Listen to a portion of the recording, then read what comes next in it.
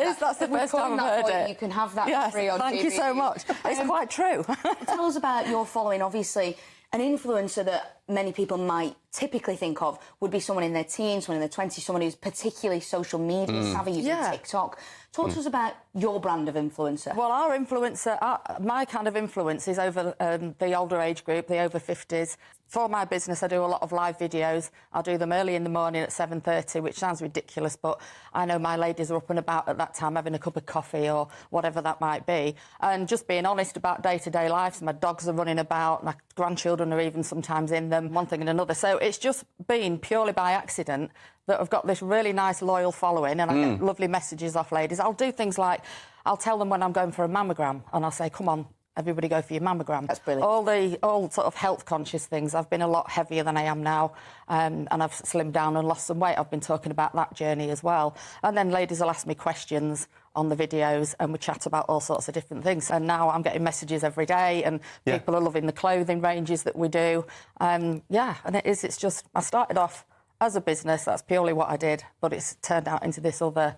I get recognised places I go now, which is really weird. It must be a huge benefit to your business as well. We employ around about 50 people. Wow. And I'm quite open to my audience and saying, you know, whatever you keep buying off us, whatever you're loving our products and our clothing, you're keeping 50 people in jobs. GB News, the People's Channel.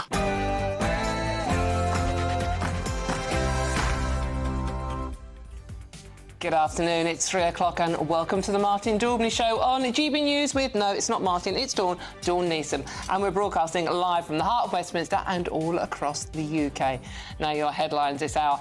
Nigel Farage distances himself from his good friend, President Donald Trump, by backing Ukrainian President Zelensky.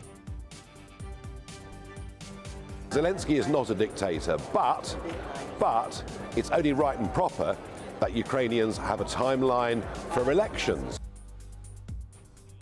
Meanwhile, genuinely shocking scenes from Gaza this morning as Hamas hands over the bodies of Israeli hostages for the first time as part of the ceasefire deal. Behind the coffins, a picture of the victims with wording blaming the Israeli governments for the deaths. And receding hairline, strong facial hair and wrinkly forehead? No, that's not me. The perfect description of a child. Well, that's what immigration judges are saying about an asylum seeker the Home Office says is at least 23 years old. And a second sinkhole has opened in the village of Godstone. Borehole testing is due to take place here in Surrey to find out exactly what caused these giant sinkholes. And just in, breaking news, Amazon have taken full creative control of the James Bond franchise. What will that mean for 007? Shaken or stirred? That's all coming up.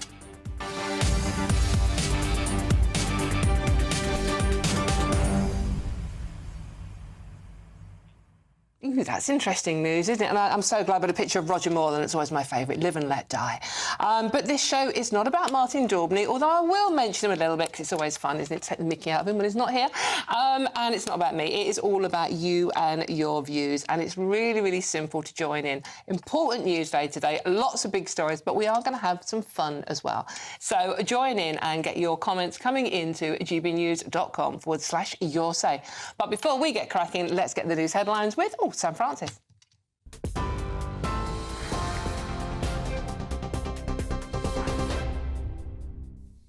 Dawn, thank you very much, and good afternoon to you from the newsroom at 2 minutes past 3. The UK and Norway have signed a landmark declaration to forge a major new agreement and step up defences against growing Russian threats. The Defence Secretary is currently in Norway amid warnings that Russia has long been developing the ability to sabotage critical underwater systems and could use it in a future conflict. Both nations are now tightening intelligence sharing, ramping up military training and deploying cutting-edge surveillance to detect potential attacks beneath the sea.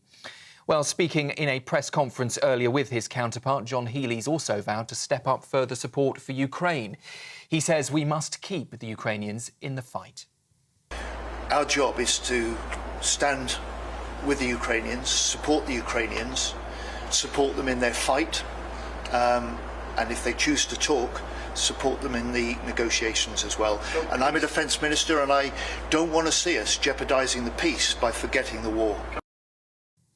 Meanwhile, the Reform UK leader Nigel Farage has said that the Ukrainian president is not a dictator and that Russia is to blame for the invasion. That comes after President Donald Trump doubled down on his criticism of Volodymyr Zelensky overnight, calling him a dictator and warning Zelensky that he better move fast to negotiate an end to Russia's invasion of Ukraine, or, he said, risk not having a nation to lead. Speaking on GBNews, Farage said you should always take everything Donald Trump says seriously, but that you shouldn't always take things he says absolutely literally. He also later added, let's be clear, Zelensky is not a dictator.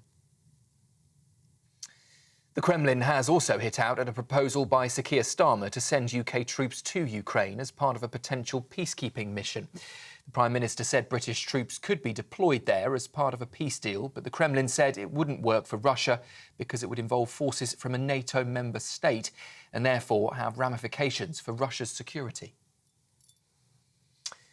Israel says the coffins of 4 Israeli hostages have now been transported to Israel. Earlier, Hamas handed over the bodies, including the 2 youngest held by the terror group since being taken alive in the October the 7th attack. It includes a mother and 2 children from the Bibas family, whose youngest child was just 9 months old. Israeli Prime Minister Benjamin Netanyahu says the heart of the entire Israeli nation is torn, adding that Israel was dealing with monsters. Meanwhile, 6 living hostages are still to be freed on Saturday. The Army's failure to properly investigate abuse complaints did contribute to the suicide of a teenage soldier, a coroner has ruled today. Jaisley Beck, who was 19 years old, was found dead in her room in Wiltshire in 2021 after months of harassment from her superior, Ryan Mason, who sent her thousands of WhatsApp messages. She also accused another senior soldier of assault, but her complaint was dismissed as a minor administrative action. Well, her mother has been speaking today after the results of that inquiry and said no apology will ever bring her daughter back. No apology will ever bring our daughter back. This message to Sir Keir Starmer, our government, things need to change. The Army cannot be allowed to investigate itself anymore when it comes to cases of sexual harassment, assault, bullying and abuse. Turning to news in sport, and former Spanish footballer Chief Luis Rubiales, has been found guilty over kissing player Jenny Hermoso without consent after the Women's World Cup final in 2023. He has been ordered to pay a fine worth more than €10,000, but the Spanish High Court has acquitted him of coercion. Prosecutors had demanded a prison sentence for Rubiales, but the ex-football chief had grabbed Hermoso by the head and kissed her on the lips during that World Cup, which she said has always repeatedly not been consensual. The Culture Secretary will question BBC bosses about a documentary on Gaza that was narrated by the son of a Hamas official. The broadcaster has been criticised for the programme, which centred on a 13-year-old boy who is the son of Hamas Deputy Minister of Agriculture. Speaking to the media today, Lisa Nandy said she would discuss the matter with the BBC's Director General and the Chairman. The BBC, though, said it had not been informed of the family connection in advance of the film's production and has apologised for the admission of that detail. And let's just bring you some more on that breaking news that Dawn mentioned at the top of the hour, that the James Bond franchise is moving on from the Broccoli dynasty as Barbara Broccoli and Michael G. Wilson have stepped down after decades at the helm. The pair, whose family launched the films in 1962, are now handing creative control to Amazon MGM Studios in a major shake-up. It follows years of speculation about Bond's future, 4 years after Daniel Craig's final outing in No Time to Die. Broccoli and Wilson, though, will stay on as co-owners, but Amazon will now take the lead on the iconic spy series. Those are the latest headlines for now. I'll be back with you in half an hour. Now, though, it's over to Dawn.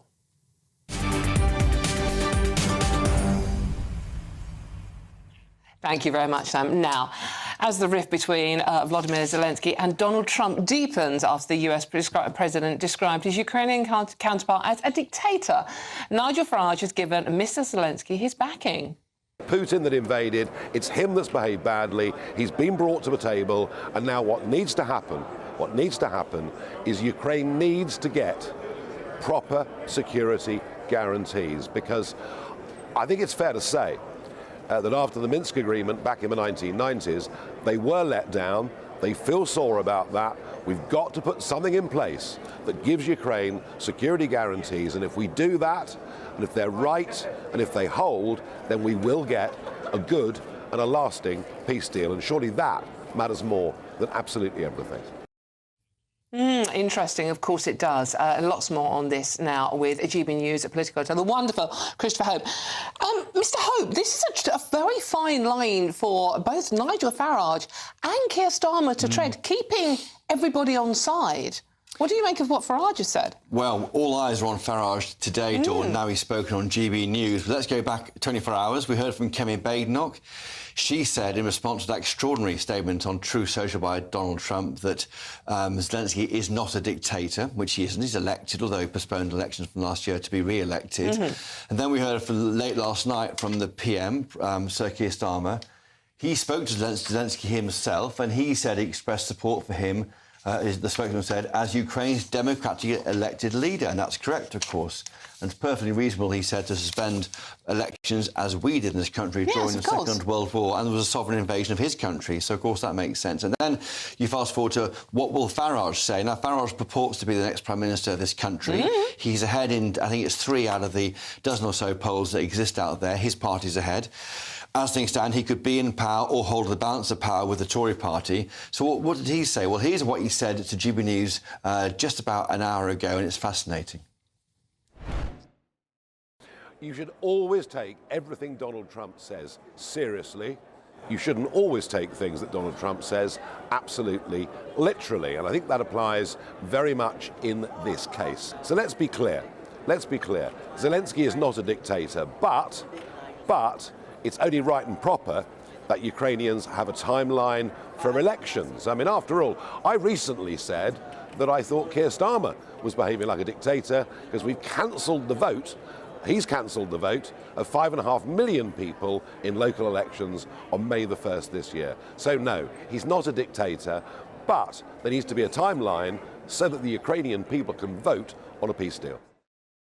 As far as they're saying, it's political knockabout, Dawn. He's not really a dictator in the terms we think of dictators, but behaving in a dictatorial manner, possibly by delaying his elections. That's denied, of course, by Keir Starmer, who says, as we said before, that we did that in Europe, in the UK, during the Second World War. So I think he's saying, as many do who try and understand Trump, look at what he does, not what he says. If you think back to the row about tariffs with Canada and Mexico, he threatened them and then got what he wanted, which was more troops on the border to stop crossings of that border. So that's where I think it's coming from. He mentions the elections, though, Nigel Farage. This is where he's on stickier ground. He wants to see a timeline from Zelensky when to have the elections. But, of course, when a big chunk of your country is Russian-controlled, how can it be a free election in that part of the country? And will they be allowed a mandate to vote for whoever they want? And will that swing the vote in favour of a Russian-facing president to replace Zelensky? So elections are difficult.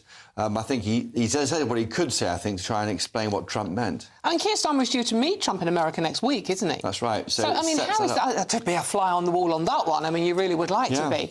I mean, how do you think Starmer will play this? Is he going to go in there all guns blazing and saying, what the hell are you talking about? Or is he going to try and be more of a diplomat? If you're a Starmer, you'd probably go back to first principles. And what did Trump say? Trump said he wanted to stop the bloodshed. And everyone agrees with that. Stop the killing, stop the death. So how do you get to that point? And is it worth trying to discuss and agree with why Russia invaded and why they saw they had to invade and trying to work a way around that? I mean, essentially, they've got to pull out of Ukraine for the UK to accept that. But from John Healey's been saying that in Norway already, that we would deploy troops to be peacekeepers once the peace deal had been signed. So I think Trump's trying to shake up the situation here and see what happens. But clearly what he said yesterday is unacceptable to most Britons. Look at the polling here.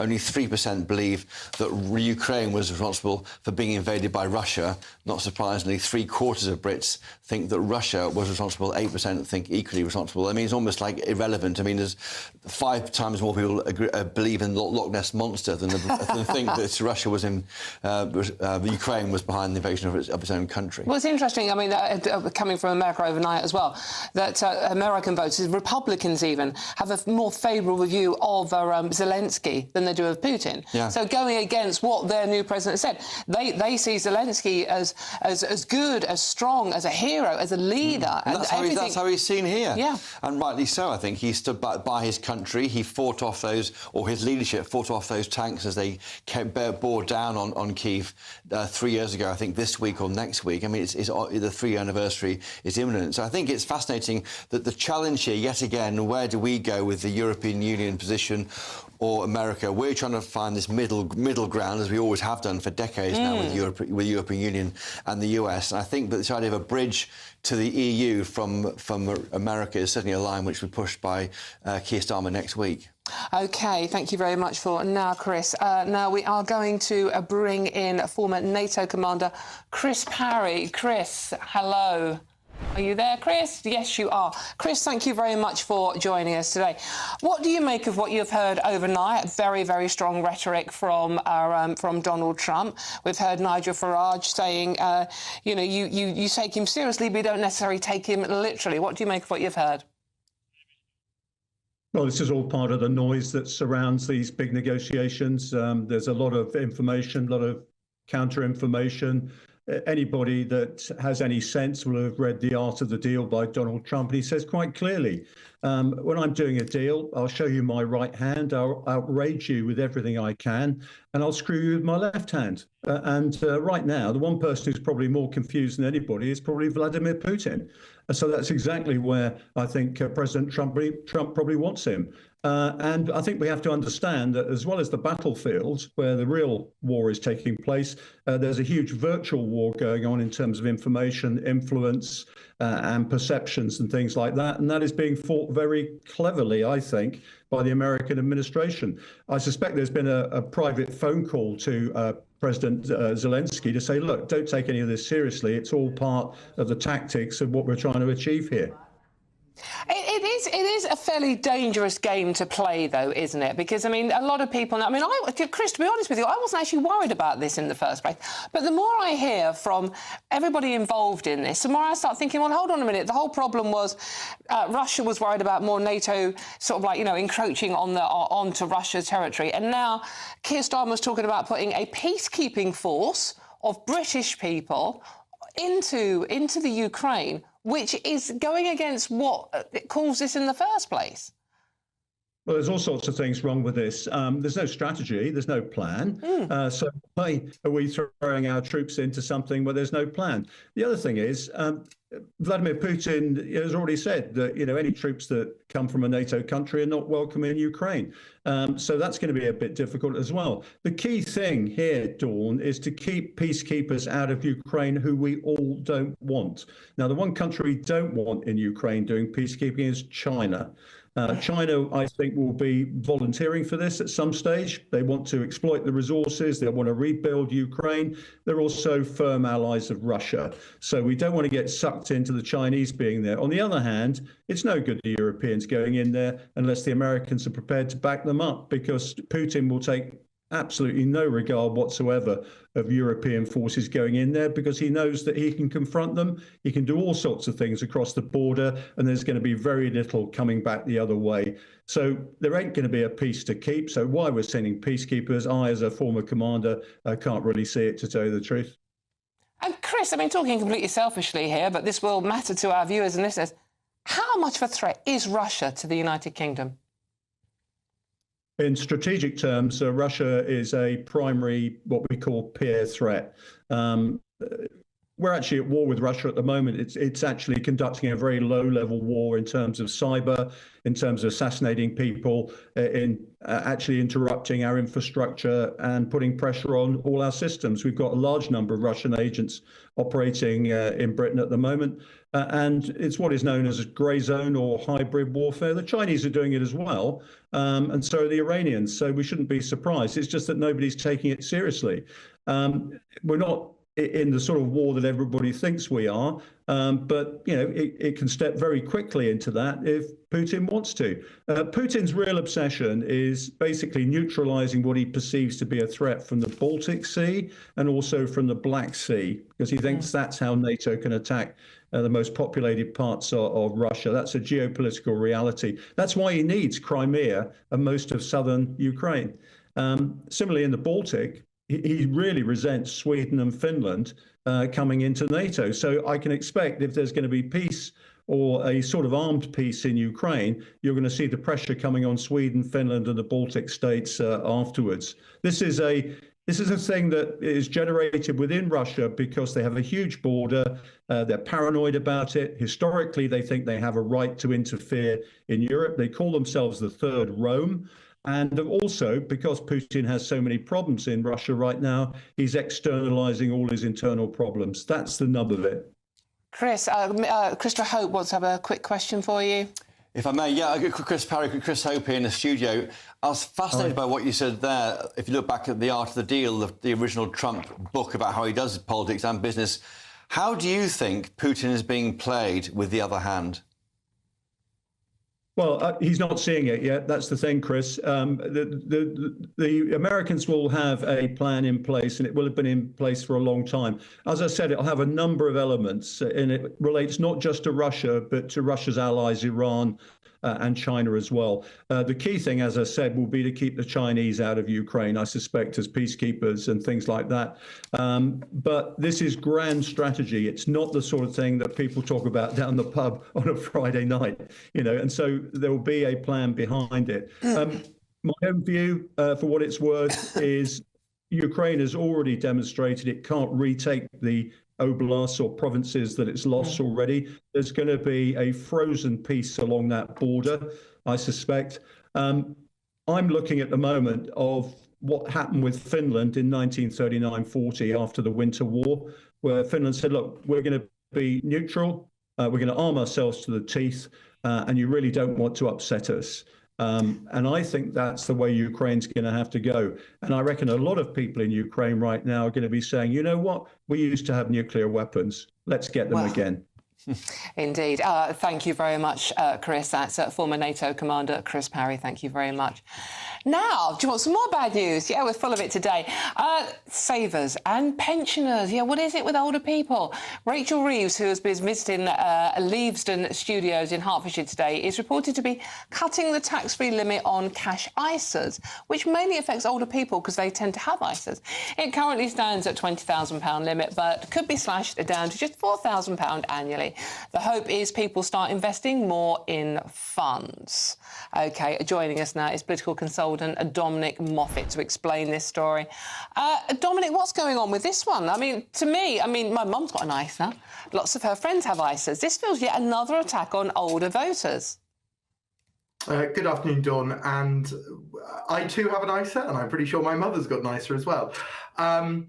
This is not an attack on anybody. And one thing that's completely sure of is that this will not be a retrospective change. It's not a change that is going to affect anybody who's currently got money in an ISA. And Martin Lewis, who we all know as the money saving expert, has been very honest in making sure that people don't panic, they don't take the money out of ISAs, they don't make short-sighted, wrong decisions. There is no retrospective change going on. This will not affect any current investors. What this actually is doing is this is reducing risk in the economy, because cash ISAs often deliver far too low a rate of return. It doesn't keep up with inflation, and the value of that money over time is going to go down. Whereas a stocks and shares ISA, which won't be affected by any potential and still, as you said, putative changes, is secure against that inflation, is safer in that inflation.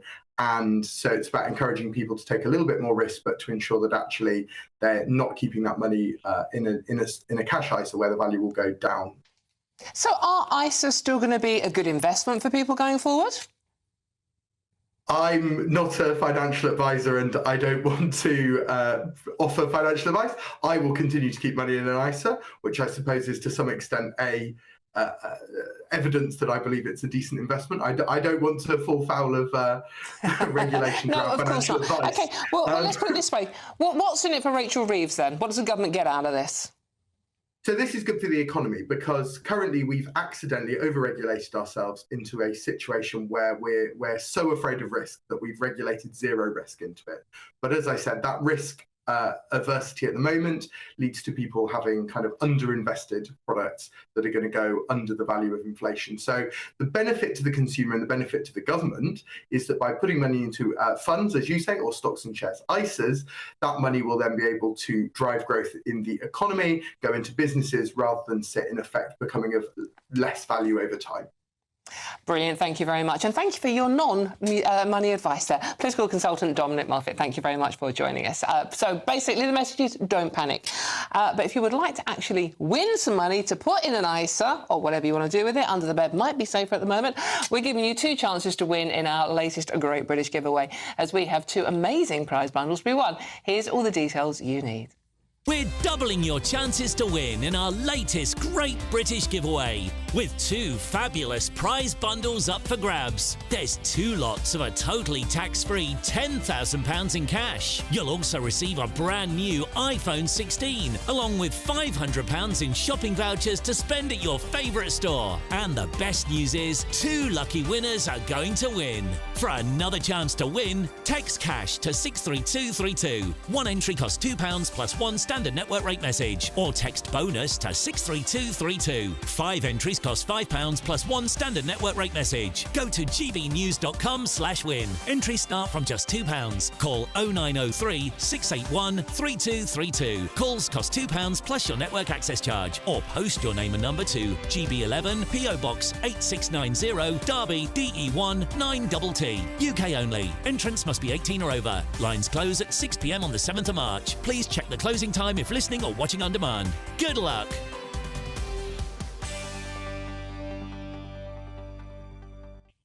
Good luck indeed. That would cheer you up, wouldn't it? Now, the Conservative Political Action Conference begins in Washington today. US Vice President J.D. Vance is opening the conference, so we will be going to him as soon as he starts speaking, which hopefully will be any time soon. Any sign of him yet? No? No, is he coming up now? Here he is. This is US Vice President J.D. Vance.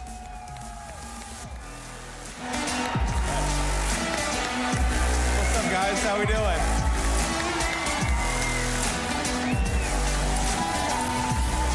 Hey, how are you? You too. Thanks for doing this.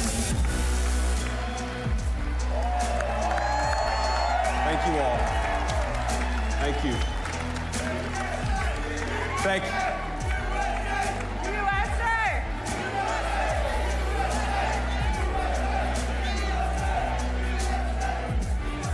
Thank you all. Thank you. It's great to be with you. It's good to see you. It is great to see you too. I mean, you've been like on a whirlwind here. Yeah. Are you a little jet lagged or no? You know, yes, I am a Okay. little jet lagged. So we did a trip where we went to France and then to Germany, and then we went to San Diego for a family wedding, and then back in DC, and we did all that in like 7 days. So Okay. a little jet lagged, that's okay. Well, I'm in a good place right now, Mercedes. Well, you know I got some sleep last night. Okay, good. Then we're ready. We're ready. But it's a real special day today. You know what today is, guys? It's February 20th. That means our first 30 days, the happy one-month anniversary of the Trump-Vance administration. I mean, how exciting is that? It's very exciting. It's hard to believe we've only been in office for a month, because I think we've done more in a month than Biden did in about 4 years. Yeah. And thank God for that. But, you know, the president keeps us on a pretty breakneck pace. He always asks, what have we done today? What are we going to do tomorrow? What are we going to do next week? Because I think he realizes this is a special moment in time. And by the way, thank you. Thanks to all of you for making it possible for us to do all the great work we've been doing in the administration. I know we wouldn't have been here without you, but I think the president is acutely aware that the American people gave us a window to save the country, and that's exactly what we're going to do, and thank God for that, because it's been a hell of a lot of fun the past month. Okay, so I don't even think we can keep track of all the things you all are doing. In fact, I don't even think the press can keep track of all they're doing. I mean, they talk about the shock and awe strategy. Seriously. So when you're looking at this list after list after list, what stands out to you? Well, speaking of the press, I do think that we've had maybe more executive orders than CNN has viewers each night. So hello to our friends at CNN.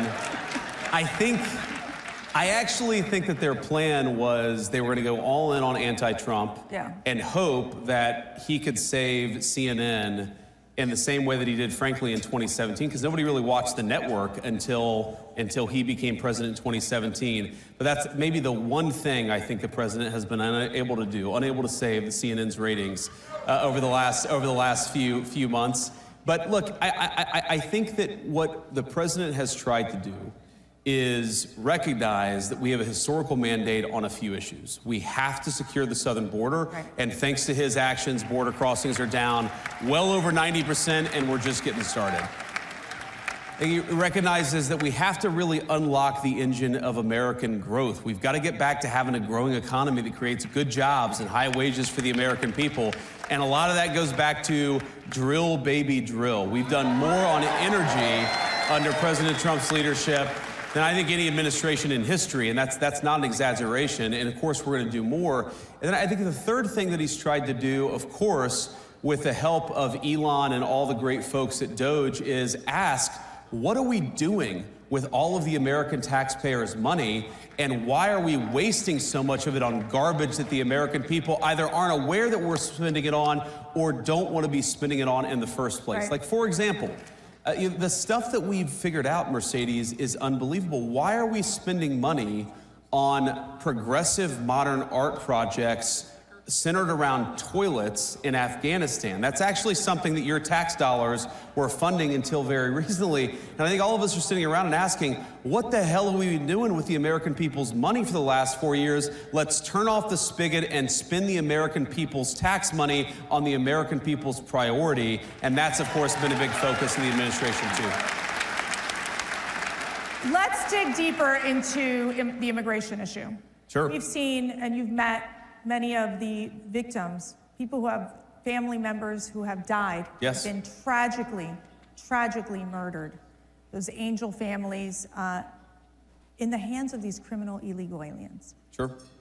What's your message to these families? What is your message to these horrific drug cartels and human traffickers who have preyed on the most vulnerable in the world? Well, our message to the drug traffickers is get the hell out of our country. Your free ride is over because President Trump is back in the Oval Office. That is, you're not welcome.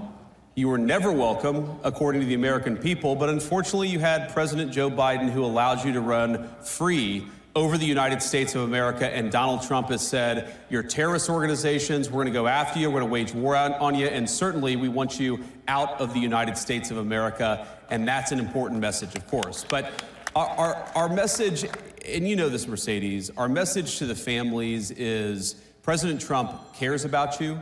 He thinks that it's disgraceful what your own government let happen to your children, to your grandchildren, and it's got to stop. And of course, we mourn with people, we pray for people, but we're also asking, as their government, why did this happen to your child in the first place? And the answer is that under Joe Biden, your government didn't do its job. Under Donald Trump, it is. Thank God for that.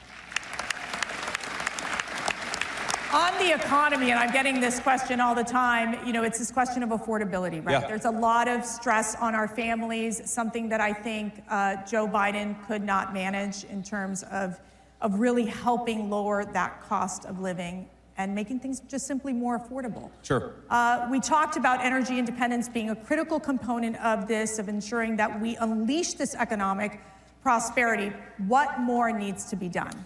Yeah, so one of the first interviews I did, it was, I think, 6 or 7 days after the inauguration, and somebody asked me, well, it's been 6 days. What have you guys done to fix the inflation crisis created by Joe Biden? I'm like, well, first of all, it's been 6 days. We've done a lot in 6 days, but it's going to take some time to fix what Joe Biden broke over 4 years. And we know it is easy, unfortunately, to burn the house down. It takes a little bit of time to build it back up. And here's what we have to do. Because look, the fundamental goal of our immigration policy, of our border policy, of DOGE saving taxpayer money. The fundamental goal is we want your children and grandchildren to be able to raise a family in security and comfort in the country that we all love. That is the whole goal of President Trump's agenda. Like safety and prosperity. If you've just joined us, you are listening and watching US Vice President J.D. Vance, who is opening the Conservative Political Action Conference in Washington. And we know that to do that, we have to, first of all, unleash American energy. Now, why is that so important? Because, look, if, we all know grocery prices got too high under Joe Biden's leadership. Well, one of the main drivers of groceries is energy. Because if the farmers are paying more for energy, then we're all paying more for what the farmers grow. And if the truck drivers who are delivering the groceries are paying more for fuel, then we're all paying more for what the truck drivers are delivering to the grocery store. If we unleash American energy, that will do more than anything to drive down the cost for the American people. The second thing, Mercedes, is we have got to stop spending the American people's money on garbage. Every dollar that we take in and spend, you have to pay for, either through taxes or through inflation. And if we spend the American people's money more wisely, if we stop taxing and spending the American people to death, that's also going to bring relief to all of the pricing pressures that are out there. We're going to make it affordable to live in this country again. That's our mandate. That's our goal. And you're right, there's a lot more that we can do, but I think we've got a pretty good start after 30 days. We've got a pretty good start, but we've got this big, beautiful one-bill budget reconciliation scenario. How is that working? What are the dynamics that are happening right now in Congress, and what the administration is doing to ensure that a lot of what the president is wanting to do in terms of really pushing forward with economic prosperity and his tax relief initiatives gets done in these bills? Sure. Yeah, it's really important. So the Senate obviously has its own approach, and the president has been very clear that his preference is to put everything in one bill. Right. And part of that is just simple legislative strategy. I think the president has learned a lot about how D.C. works.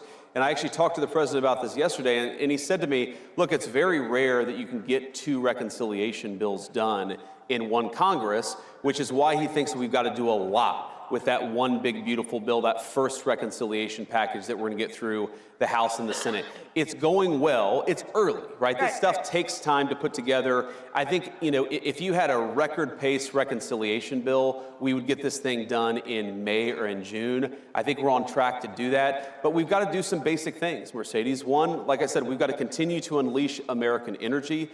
That's part of the reconciliation bill. We've got to make sure that other countries stop taking advantage of us. That's a big part of President Trump's tariff policy, is we got to stop being taken advantage of. Of course, we want to make the President Trump tax cuts permanent and extend them into the future. We want no taxes on tips. We got to do some of the things we talked about during the campaign. That's got to be part of it. And then finally, and this is really important, everything the president has done on the border, we have got to empower him to do it, not just for a month, but for the next 4 years. And we've got to hire more Border Patrol agents. We got to give Tom Homan and Stephen Miller and Kristi Noem the resources they need to secure the border. And just not to return to the border, but I think so many of our issues come back to the border, because if you take 30, 40 million illegal aliens, you take Medicare fraud, Social Security fraud. Why are we taking the people's Social Security payments and giving it to illegal aliens? We know that's happening in the United States of America today. We've got to stop it. If you get control of the border, Mercedes, you do more to control the fiscal problem, the financial problems that we have in this country than almost anything. Get illegal aliens out of our country, make sure American tax dollars go to American people. That is how you solve the fiscal crisis in the United States of America. Shifting to your incredible speech at the Munich conference. Did you all watch that? I don't know. I think they I'm glad you guys liked it. Not everybody liked it. You guys liked it. Not everybody liked it.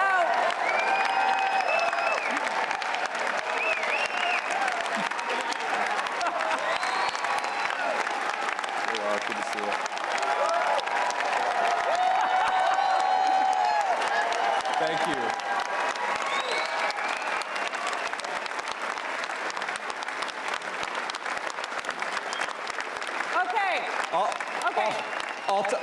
I'll take a standing ovation for a speech I already gave. That's like awesome. two for the price of one. Yeah, I was going to say, here's your speech to say it again. All right. But it was fascinating because there was obviously some of these European leaders that, you know, they were a little uptight about it. It stressed them out just a little bit. A little bit. But you talked about the greatest threats in Europe. Yeah.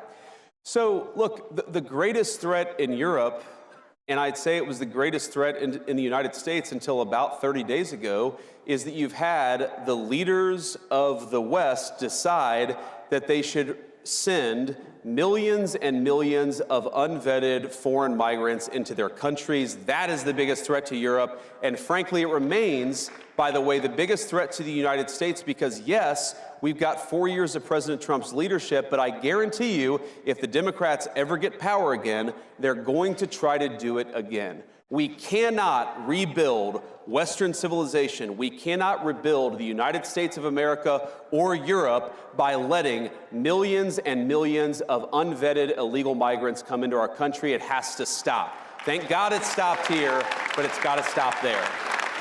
And a related issue, Mercedes, is you can't just stop it. You have to allow European peoples, and of course the American people too, to raise issues about it. Right. You have to allow free speech to debate this stuff. You have to stop doing things to the populations of the world. You've got to give the populations of the world the opportunity to speak up and say, no more of this BS. We want borders. We want sovereignty. We want to be able to speak our own mind in our own country.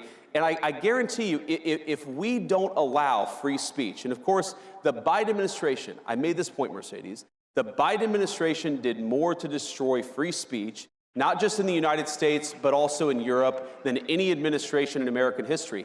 I'm not even blaming the Europeans. I'm actually saying you follow the lead of Joe Biden into censorship and mass migration. Follow the lead of Donald J. Trump, and that's free speech, borders, and sovereignty. That is the future for our shared civilization. And I will tell you something that is really, truly remarkable that's happening at CPAC is, and we had our second CPAC International Summit yesterday, and we have many of these conservative European leaders with us today, where we stand in solidarity because they have an opportunity to basically make Europe great again, make Asia great again, make Latin America great again. And so in essence, I think your message was very well received by many of those conservative leaders across the globe. But what does this mean with the U.S. now that, you know, in giving that speech? What does this mean with the U.S.'s relationship with Europe? Well, look, obviously, we're going to continue to have important alliances with Europe, but I really do think the strength of those alliances is going to depend on whether we take our societies in the right direction. Think about this. Germany's entire defense is subsidized by the American taxpayer. There are thousands upon thousands of American troops in Germany today. Do you think that the American taxpayer is going to stand for that if you get thrown in jail in Germany for posting a mean tweet? Of course they're not, right? So the point that I try to make to our European friends, and I think that they're our friends, I believe that, I know President Trump does, is that friendship is based on shared values. You do not have shared values if you're jailing people for saying we should close down our border. You don't have shared values if you cancel elections because you don't like the result, and that happened in Romania. You do not have shared values if you're so afraid of your own people that you silence them and shut them up. So let's have shared values. Let's defend democracy. Let's have free expression, not just in the United States, but all over the Western world. That is the path to strong alliances in Europe. We had Ambassador Rick Riddell with us yesterday. He'll be on the CPAC stage during these conferences. He has like 3 jobs, or 4 or 5. Yes, but Let me ask you this. Where are we on and basically the status of the Russia-Ukraine moving forward in terms of these negotiations in bringing peace to this endless war? You know, it's early, and I think what President Trump, what makes him such an effective negotiator, I've seen this in private, is that he doesn't take anything off the table. When he walks into negotiation, he says, everything is on the table. And of course, that makes the heads explode in the American media because they say, why are you talking to Russia? Well, how are you going to end the war unless you're talking to Russia? You've got to talk to everybody involved in the fighting if you actually want to bring the conflict to a close. And I know the president does. But I'll tell you the goals that animate President Trump's policy. It's really simple. He wants the killing to stop. He wants to bring lasting peace to Europe. He doesn't just want to stop it now and have the war restart a month from now. He wants to bring lasting peace to Europe because the president believes this, and he's absolutely right. Peace is in the interest of Russia. It's in the interest of Ukraine. It's in the interest of Europe. But most importantly, peace is in the interest of the American people, and he's going to fight for it for the remainder of his administration. Wherever war breaks out, he's going to be the president of peace. Now, he, of course, is a very good negotiator, a very good businessman. He recognizes that a lot of these issues are tough. It's going to take a smart statesman to figure this stuff out, but we've got that in the White House, and I really believe that we're on the cusp of peace in Europe for the first time in 3 years because we have leadership from the Oval Office, and we haven't had it in 4 years in this country.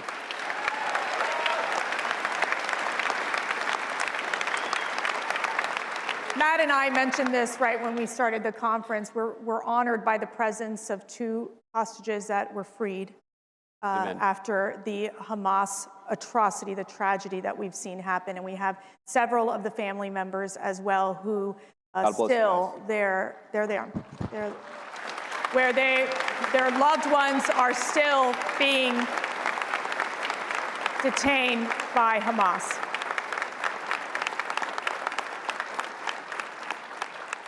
What is your message to these hostage families, these survivors? Our message is that President Trump loves you. He hasn't forgotten your loved ones, and he's going to fight every single day to bring them home. That is exactly what he's been doing, and that's what he'll keep on doing. I was actually talking with one of my best friends about this a couple of days ago. Can I be your best friend too? Yes. Okay. I think we all want to be your best friend, right? Okay. But I was talking with him, and he was asking me. He was like, well, I don't understand.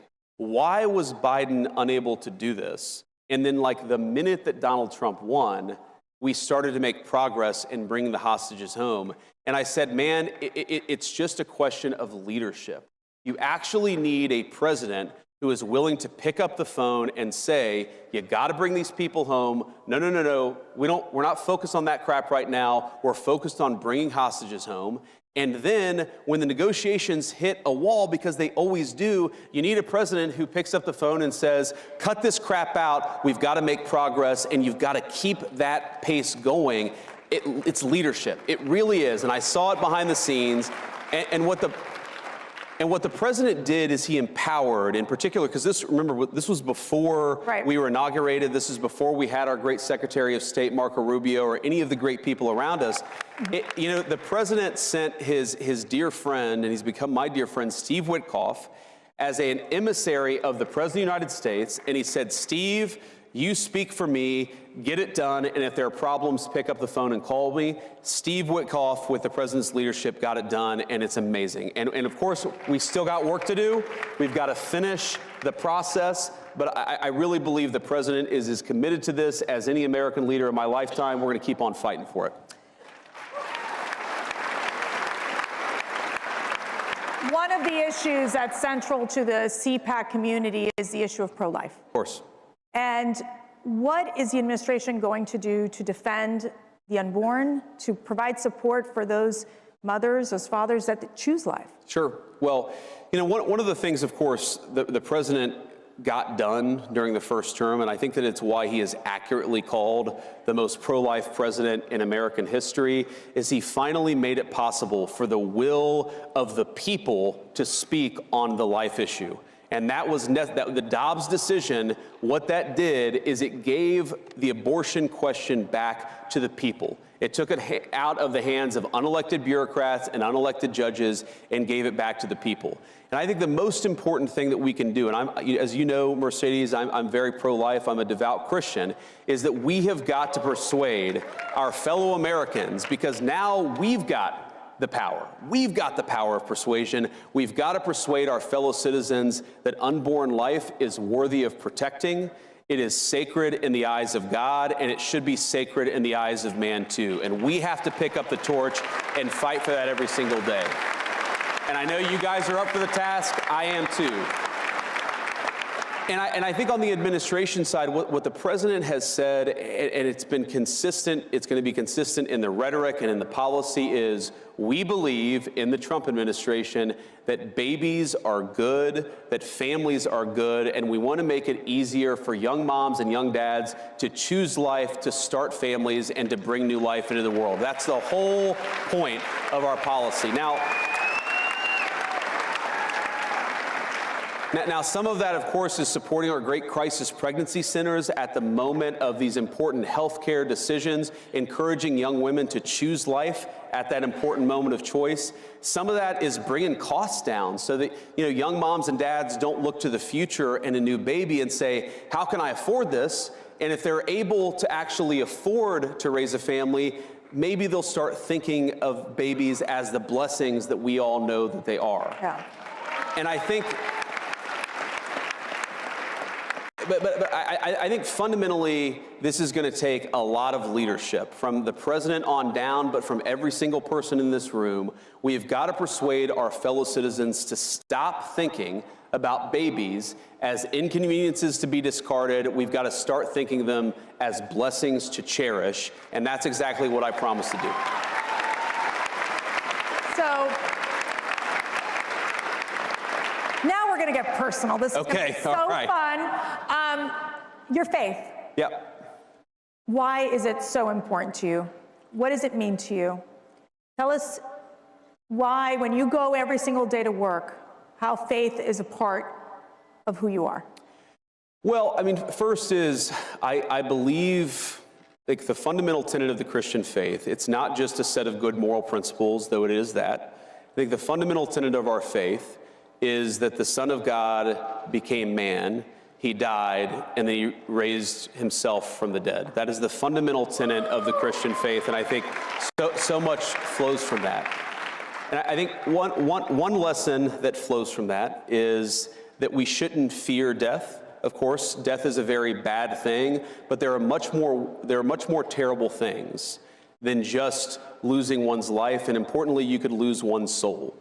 And I think whether it's fighting for the unborn or fighting for peace and security for our citizens, I want us to be the kind of society where my kids can grow up to be virtuous young people, can be good young Christians, of course, because that's what I'm trying to raise them to be. And that's what our public policy is trying to do. Creating the space where moms and dads can raise their children in their faith to become good young people who believe the things that I do.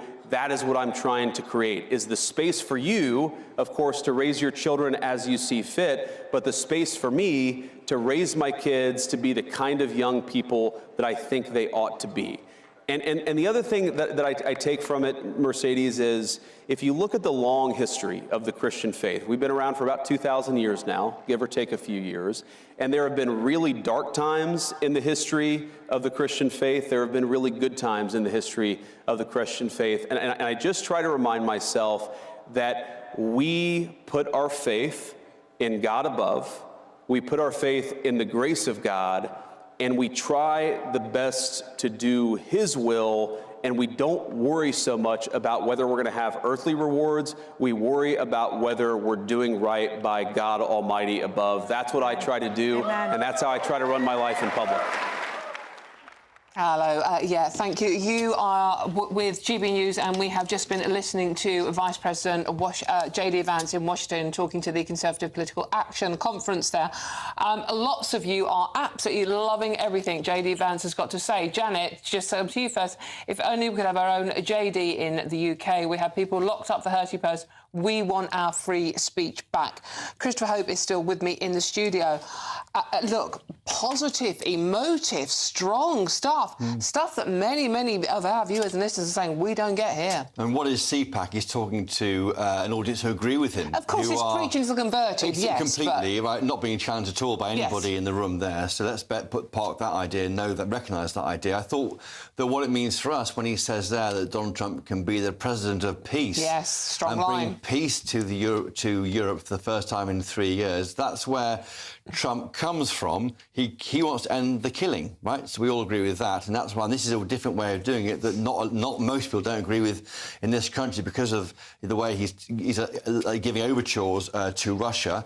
I was also fascinated by him linking the US defence security mandate, all those tens of thousands of US troops in Germany and elsewhere, to shared values. He's saying there, I think, in terms that if you don't agree with freedom of speech, if you jail people for doing the wrong thing, for saying the wrong thing on Twitter or Facebook, that's not our values in the US. And why should we defend your country from threats? I think he's tying defence spending to his freedom of speech agenda, which I think is a wake-up call. Yes. For the people in charge of this country. That was, and lots of standing ovation there, lots of people commenting here as well, about sort of like, you know, putting Americans first. Let's make sure that we can afford, drill, baby, drill. Well, on Germany, he said Germany's defence is subsidised by US taxpayers. This is the same country, he says, where you can be jailed for mean tweets. Yes. That's just Germany, but you can read across to the UK with that, no question, given what happened after the riots in Southport last year. Is the US now going to say, unless you stop sort of clamping down on what they would say is freedom of speech, the right to say what you like, basically on Twitter and elsewhere, then we may not look after you if you're under threat militarily. That is a big step forward. Very much America first, obviously. America first. Other countries should stop taking advantage of us. I mean, he's literally having it very much echoing what he said in Munich the other day. Yeah. It's like, stand on your own 2 feet. But linking it to the defence spending for the first time, which I haven't heard before. So that's fascinating. And also, going back to that point, understanding what Farage was trying to tell us at 1 o'clock today on this channel, understand what Trump's trying to do here. He's talking a big game, but look at his actions, and perhaps that's the idea. And while we've been on air, by the way, but lots of pushback against Nigel Farage from James Cartledge. He's the Tory Shadow Defence Secretary. He's questioning how on earth you can be Nigel Farage and say that it's possible to allow elections in Ukraine when so much of it is under Russian control. Fair point, absolutely. What do you think out there of JD Vance? You've just heard him. Lots of you absolutely supporting everything he absolutely says. JD Vance for PM. God, this kind of charisma and gusto would be awesome, replacing the dishcloths we have. That's a comment from Brian out there. And get rid of the woke and DEI programmes. Another point JD Vance made there. He mentioned progressive artworks. So basically really, really ticking those boxes. Yeah, that was progressive projects in Afghanistan. Let's spend the money on the people's priorities. We're seeing that start to happen here, aren't we, with various social media feeds offering up strange spending by this government. Yeah, so young mums and dads in America have the money to spend rather than wasting it in other countries. That's a real kick up the backside for Europe, isn't it? Somewhat. Indeed. It's on us now. Thank you very much, Mr. Hope. OK, thank you very much. Keep those messages coming. gbnews.com/. I'm Dawn Neeson. This is GB News, Britain's news channel. But first, let's have a look at the weather, and we'll see you very soon. The latest GB News travel. Good afternoon, I'm Alan Wright. In Lancashire, the M65 is partly blocked eastbound after a vehicle overturned at junction 6 for Blackburn and the Whitebirk roundabout. In Cheshire, the M6 southbound is partly blocked after a collision between junction 20 for the M56 and 19 for Knutsford. In Bedfordshire, the M1 northbound is partly blocked after a collision. That's between junction 10 for Luton Airport and junction 11 for Dunstable South and the A505. And in Surrey, the M25 is queuing anti-clockwise. There's a car on fire there, blocking 3 lanes, and that's between junction 7 for the M23 and junction 6 for Godstone and the A22. You can stay up to date throughout the day by visiting our website, gbnews.com. We're giving you not one, but 2 chances to win this month, with 2 prize bundles that include an incredible £10,000 in tax-free cash. But that's not all. You'll also get a brand new iPhone 16 and a £500 shopping voucher to spend at your favourite store. So why not be extra lucky this month? For another chance to win, text cash to 63232. One entry costs £2 plus 1 standard network rate message. Or text bonus to 63232. 5 entries cost £5 plus 1 standard network rate message. Go to gbnews.com/win. Entries start from just £2. Call 0903 681 3232. Calls cost £2 plus your network access charge. Or post your name and number to GB11 PO Box 8690 Derby DE1 9TT. UK only. Entrance must be 18 or over. Lines close at 6 p.m. on the 7th of March. Please check the closing time if listening or watching on demand. Good luck. Headliners on GB News 11 p.m. every night. It's got 3 top comedians going through the next day's newspapers so you don't have to read them, which is great. That's a good point. He's lying. I mean, maybe he's not lying. That's Headliners every night from 11 p.m. and 5 a.m. as well on GB News, Britain's news channel. In the GB Newsroom, we bring you the news as it happens. With our team of dedicated journalists across the UK, we're ready to keep you up to date with what's happening every half an hour, every single day. Bulletins here on GB News, the People's Channel, Britain's news channel. This is Britain's Newsroom, where your voice matters. It's just astonishing. With expert analysis and honest opinion, we don't just keep you informed. We bring you unique perspectives you won't see anywhere else. Can't argue with any of that. When the news happens, it happens here. On Britain's Newsroom, weekdays from 9:30 a.m. Only on GB News.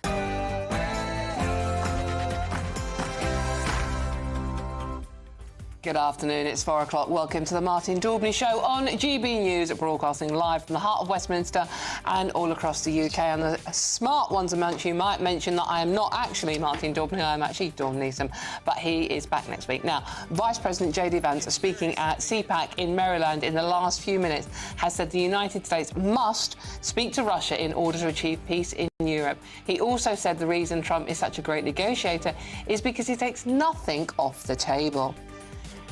Elsewhere, Nigel Farage distances himself from his good friend President Trump by backing Ukrainian President Zelensky.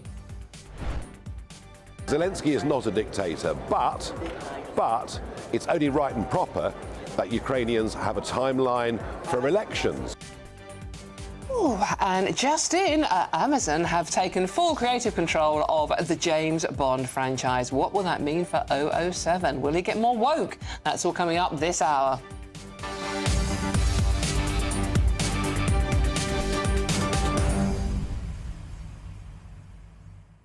Yeah, thank you so much for joining me this afternoon. Absolutely packed show for you. Most importantly, we have been listening to JD Vance, the Vice President, obviously, of America, talking to the Conservative Political Action Conference in Washington this afternoon. Lots and lots of you are absolutely in awe of what he's saying, please, Keir Starmer, watch and listen and learn. Take a leaf out of his book about the positivity, about supporting your country, about actually looking after your own before you look after others. So, what do you think about what you've heard from JD Vance so far? What do you want to say about anything basically? Have your say. Very easy. Visit gbnews.com/your say. But now, before we do all that, let's get the news headlines with Sam Francis.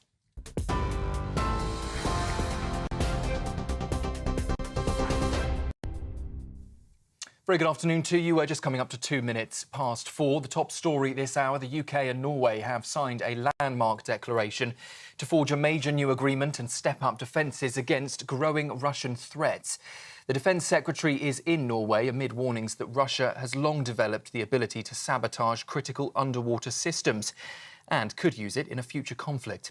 Both nations are now tightening intelligence sharing. They're ramping up military training and deploying cutting-edge surveillance to detect potential attacks beneath the sea.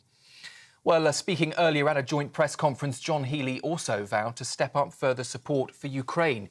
He says we must keep Ukrainians in the fight. Our job is to stand with the Ukrainians, support the Ukrainians in the fight, and if they choose to talk, support them in the negotiations as well. And I'm a defence minister, and I don't want to see us jeopardising the peace by forgetting the war. Meanwhile, Reform UK leader Nigel Farage has hit back at former President, current President, I should say, Donald Trump's comments, defending Ukrainian President Zelensky, saying he's not a dictator. Donald Trump had previously called Zelensky a dictator, urging him to negotiate quickly with Russia or risk losing his country. Well, speaking to us here on GB News earlier, Mr. Farage said you should always take everything Donald Trump says seriously, but not always literally. He also went on to add, let's be clear, Zelensky is not a dictator. In other news, Israel says the coffins of 4 Israeli hostages have now been transported to Israel. Earlier, Hamas handed over those bodies, including the 2 youngest held by the terror group since being taken alive in the October the 7th attack. It includes a mother and 2 children from the Bibas family, whose youngest child was just 9 months old. Israel's Prime Minister Benjamin Netanyahu said the entire nation is torn, adding that Israel was dealing with monsters. Meanwhile, 6 living hostages are due to be freed on Saturday. The army has apologised to the family of teenage soldier Jaisley Beck, admitting it failed to protect her before she took her own life. A coroner ruled the 19-year-old's suicide followed an intense period of unwelcome behaviour from her boss, who sent her thousands of messages on WhatsApp. Her mother says no apology will ever bring her daughter back, after Beck also reported a separate senior soldier for alleged sexual misconduct. Well, as I say, the army has accepted the failures, but says that other factors contributed to her death, something that her mother, Leanne McCready, rejects. No apology will ever bring our daughter back. This message to Sir Keir Starmer, our government, things need to change. The army cannot be allowed to investigate itself anymore when it comes to cases of sexual harassment, assault, bullying and abuse. In other news, the Culture Secretary will question BBC bosses about a documentary on Gaza that was narrated by the son of a Hamas official. The broadcaster has been criticised for the programme, which centred on a 13-year-old boy who is the son of Hamas's Deputy Minister of Agriculture. Speaking to the media earlier today, Lisa Nandy said she would discuss the matter with the BBC's Director General and Chairman. The BBC, though, said it had not been informed of the family connection in advance of the film's production and has apologised for the omission of that detail.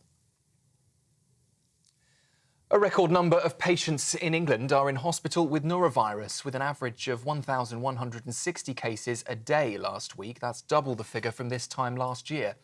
It's the highest level since records began in 2012, with a 22% rise in just a week, putting extra strain on hospitals. Nearly 300 beds a day were taken out of action due to isolation and cleaning measures. Meanwhile, flu cases are falling, but the NHS medical director is warning norovirus is still spreading and urges people to stay home if unwell. And Amazon is taking creative control of James Bond franchise as part of a new deal with longtime producers Michael G. Wilson and Barbara Broccoli. The duo, who have led the series since 1995, will remain co-owners but step back from the films. Wilson is retiring while Broccoli's focusing on other projects. It comes amid growing speculation over the franchise's future, with no new 007 announced since Daniel Craig's final appearance back in 2021. While Amazon acquired MGM in 2022 and will now control the intellectual property rights, with the deal expected to close next year. Those are the latest headlines for now. I'll be back with you at 4:30. Now, though, over to Westminster and Dawn.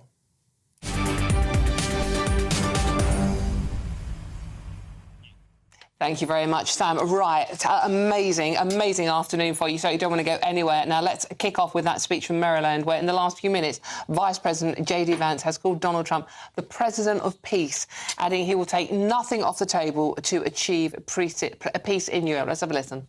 President Trump, what makes him such an effective negotiator, I've seen this in private, is that he doesn't take anything off the table. When he walks into negotiation, he says, Everything is on the table. And of course, that makes the heads explode in the American media because they say, why are you talking to Russia?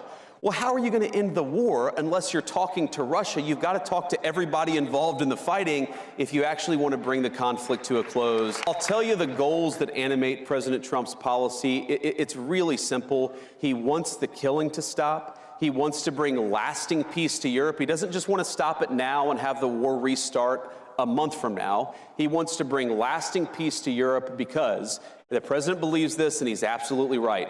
Peace is in the interest of Russia, it's in the interest of Ukraine, it's in the interest of Europe, but most importantly, peace is in the interest of the American people. OK, now, JD Vance is speaking to the Conservative Political Action Conference there, so he's preaching to the converted, basically. But he is getting standing ovations literally every 5 minutes for things he said. And many of you are totally agreeing with him as well. Catherine says, the more Vance speaks, the more I feel utterly embarrassed and ashamed for our own government. Meanwhile, Carol says, listening to Vance makes you realise how incompetent and clueless our politicians are. Lots of you echoing those sentiments. Let's get the views of a GB News political editor, Christopher Hope. Christopher, strong, stirring stuff from Vance we're hearing this afternoon, and many of our viewers and listeners totally agreeing with his passion. You might not agree with his politics, but his passion and his positivity. I think that's what people want in politics, is someone who's on the front foot, and that's why Boris Johnson went down so well back in 2019. He's blown off course, of course, by COVID pandemic, and then Ukraine cost us half £1 trillion, a bill we're still paying for, and a tax increase. That's why I've been there. I think people like the kind of boosterism, and you get that from... Sorry, Chris, I think we've got a problem with your mic, which we will try and get sorted. So we will come back to Christopher on that. But please do get in touch, gbnews.com/your say about everything you have heard. OK, and yeah, he also spoke about Zelensky, obviously the hot topic at the moment. Let's have a look what he had to say then. You should always take everything Donald Trump says seriously. You shouldn't always take things that Donald Trump says absolutely literally. And I think that applies very much in this case. So let's be clear. Let's be clear. Zelensky is not a dictator, but it's only right and proper that Ukrainians have a timeline for elections. I mean, after all, I recently said that I thought Keir Starmer was behaving like a dictator because we've cancelled the vote. He's cancelled the vote of 5.5 million people in local elections on May the 1st this year. So no, he's not a dictator, but there needs to be a timeline so that the Ukrainian people can vote on a peace deal. OK, that was Nigel Farage speaking this morning on the whole Zelensky situation and Trump's very inflammatory comments. JD Vance has maybe said some inflammatory things as well, but standing ovations at the conference, obviously preaching to the converted. What do you make of what he said, Chris? Well, Farage or JD Vance? JD Vance, let's go back to that. On JD Vance, I think I was fascinated by him talking about this president of peace. He recognised that Trump wants to end the killing, and that's, of course, where everyone sits. And his position is to start from a position of a blank sheet of paper, talk to everybody, including Putin. Despite giving away so much to Putin, it seems, in his language, we had Admiral Chris Parry on this channel in the past hour saying that there may be a secret plan, there may be another way of wrong-footing Putin. I mean, no one can quite see what it is yet, and let's hope Admiral Chris Parry is right. But certainly he's trying to get everyone around the table and shake it up a bit. And what Nigel Farage was saying there is, don't judge him by not by his words, but by his actions. And you go back to the tariffs on Mexico and Canada. They never happened, but they did force those two countries to bring troops to the border to stop illegal illegal crossings. And maybe that's what's going on here. JD Vance just told the CPAC conference he wants Trump to be a president of peace, to bring peace to Europe for the first time in 3 years. He thinks they can get... He connected, I think, fascinatingly, the US defence of Germany and other countries in Europe with the freedom of speech agenda. Yes. I've never heard that happen before. He says that that Germany's defence is underwritten, subsidised by US taxpayers. But why is it that in some European countries you can be jailed for a mean tweet? And that connection between, the US now thinks that is freedom of speech. If you don't honour that, why are we paying to protect you? And that is that connection of those two ideas I've never heard before until today. Yeah, I think there's another warning shot very similar to what he said in Munich, a warning shot across the bowels of Europe. Start looking after yourselves as well. You can't rely on America all the time.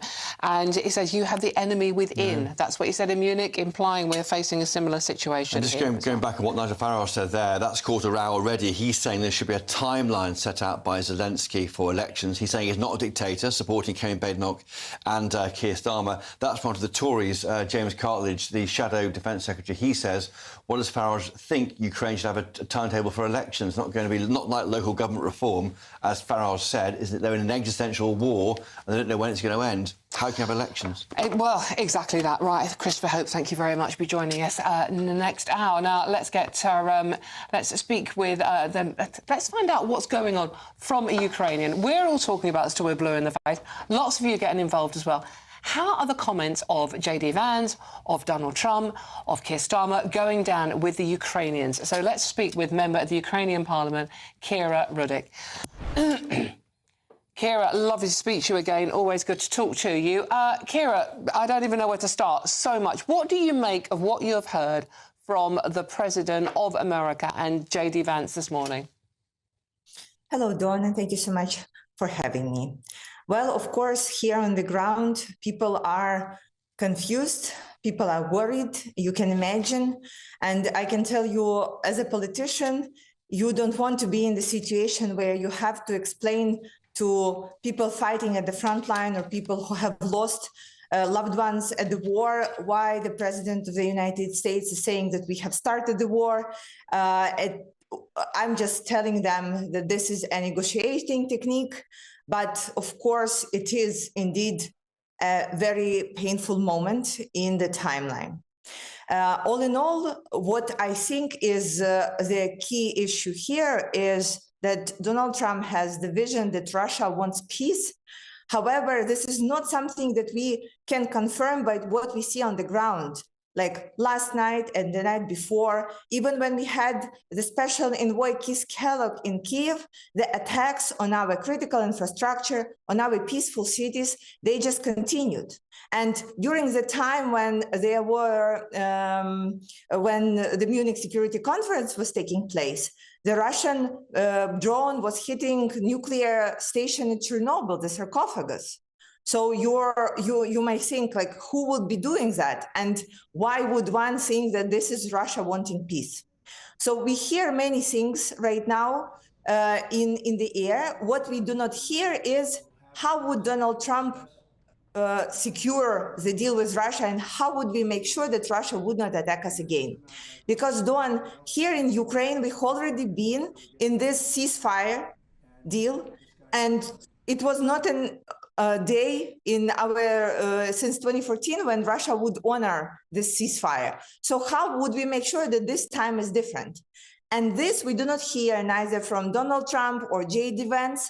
However, we hear many things about what Ukraine needs to give up from our side, etc. Again, we would be ready to discuss any potential deals. However, there is a question of, like, what's the baseline of the deal? How do you make sure that Russia would not attack us again? And this we do not hear, unfortunately. What do you say to our Keir Starmer's suggestion that a peacekeeping force along the border between the Ukraine and Russia would work? Well, I'm not a military professional, right? But I think that, do you have an example in the world where the peacekeeping mission actually would work? I don't think so. And plus, we need to keep in mind two important points. First one is that the frontline length between Russia and Ukraine right now, approximately 1,300 kilometers. And second, is that right now it's a very different war than any other wars that were before. We are using substantially drones and missiles.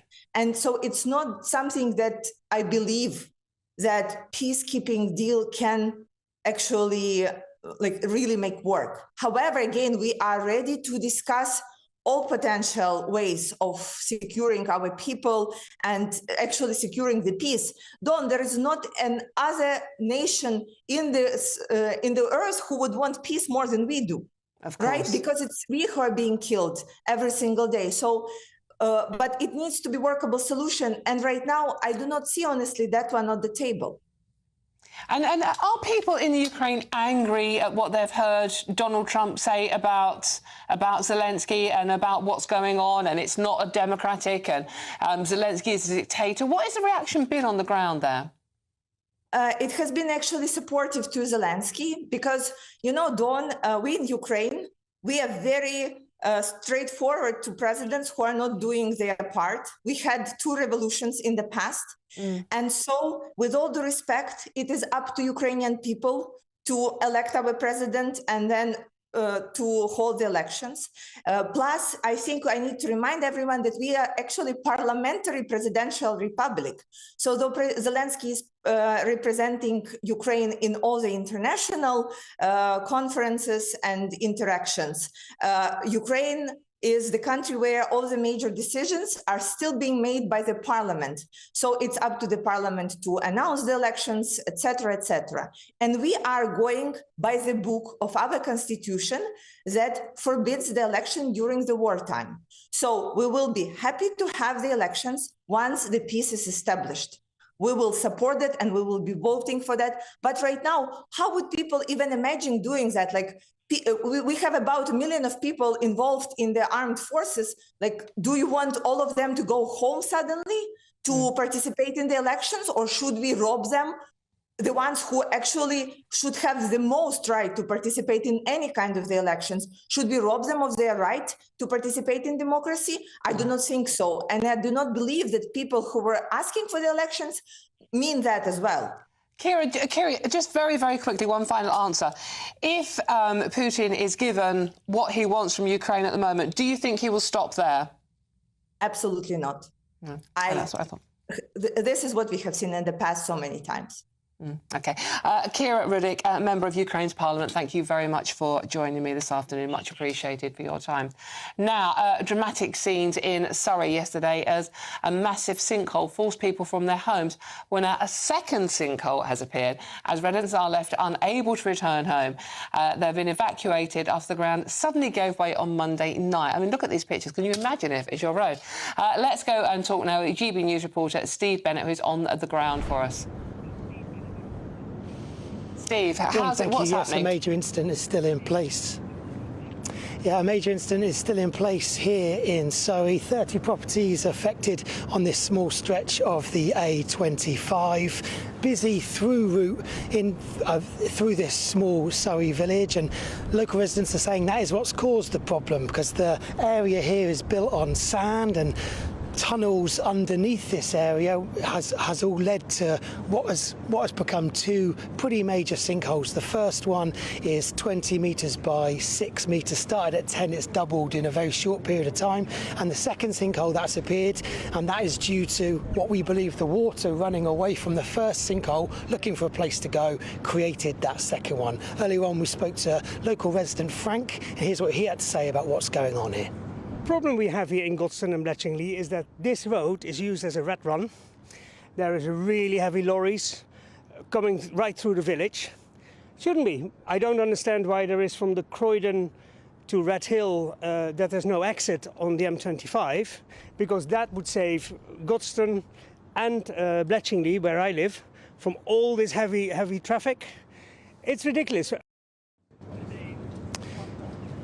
So that was Frank there talking about what he believes is causing the problem in this area. Like you said, heavy traffic comes, heavy lorries come down this road through this small Surrey village. Now, borehole testing is taking place to find out exactly what has caused these sinkholes, and a local council spokesperson has said that the current properties are structurally sound, but they do remain at risk. So 30 properties evacuated. from this area, those residents aren't sure when they'll be allowed back into their homes, and they've been put up in local areas either by their insurance companies, in hotels or with friends and families. But there are renters who have nowhere to go. We've heard from people who have been sleeping in their cars and have only just today been able to pop back to get possessions from their homes. So it really is a concerning time for the residents here in this leafy Surrey village. So Dawn will keep everybody up to date. That's the latest from down here. Thank you very much. That's Steve Bennett there down in Gosford and Surrey, where basically the roads are disappearing off. And how long is that going to take to repair? Can you imagine?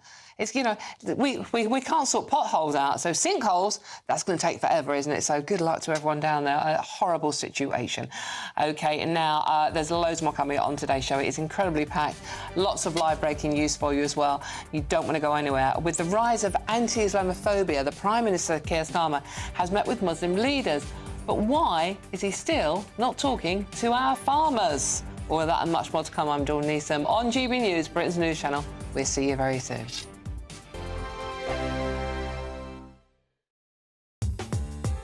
I'm Christopher Hope. From pop stars to politicians, I'll interview anybody in a pub who's got a political opinion. Join me every Friday on Spotify, Apple Podcasts, YouTube or gbnews.com, or wherever you get your podcasts. This is GB News, the People's Channel. Mornings don't have to be tiresome, especially if you have the right company. Wake up to news as it happens, opinion and debate, and of course, a little bit of entertainment too. Because when the kettle's on, we're on. That's Breakfast on GB News, a show worth waking up for. Every morning from 6 a.m. Only on the People's Channel, Britain's news channel. We'll spread the news, you spread the word.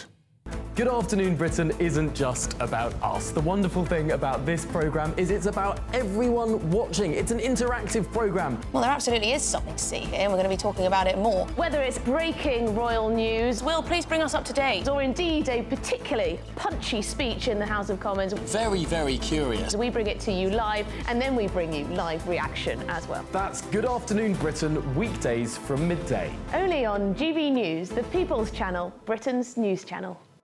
We're proud to be GB News, the People's Channel, and as you know, we always love to hear your views. Now, there's a new way of getting in touch with us at gbnews.com/yoursay. By commenting, you can be part of a live conversation and join our GB News community. You can even talk to me, Bev Turner, or any of the members of the GB News family.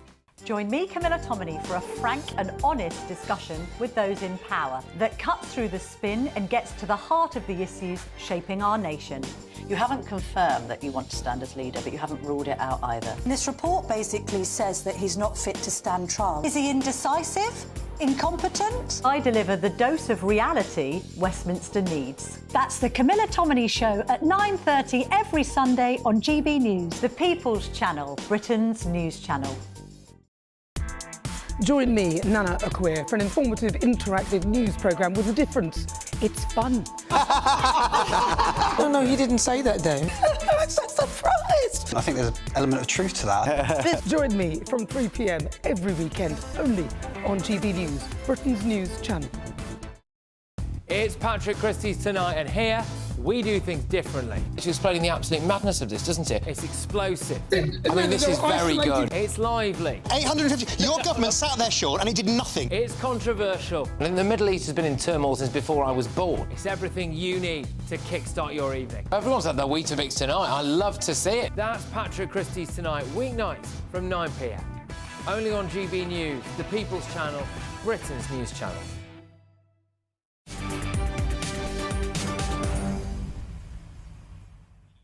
Welcome back. I'm Dawn Neeson, in for Martin Daubney on GB News. Now, Sir Keir Starmer caught up with British Muslim leaders from across businesses and civil society earlier this week, discussing his plan for, oh yes, change and probably growth, and for the work, you know, that you get the drill, which will improve the lives of working people, you knew that was coming, across the country.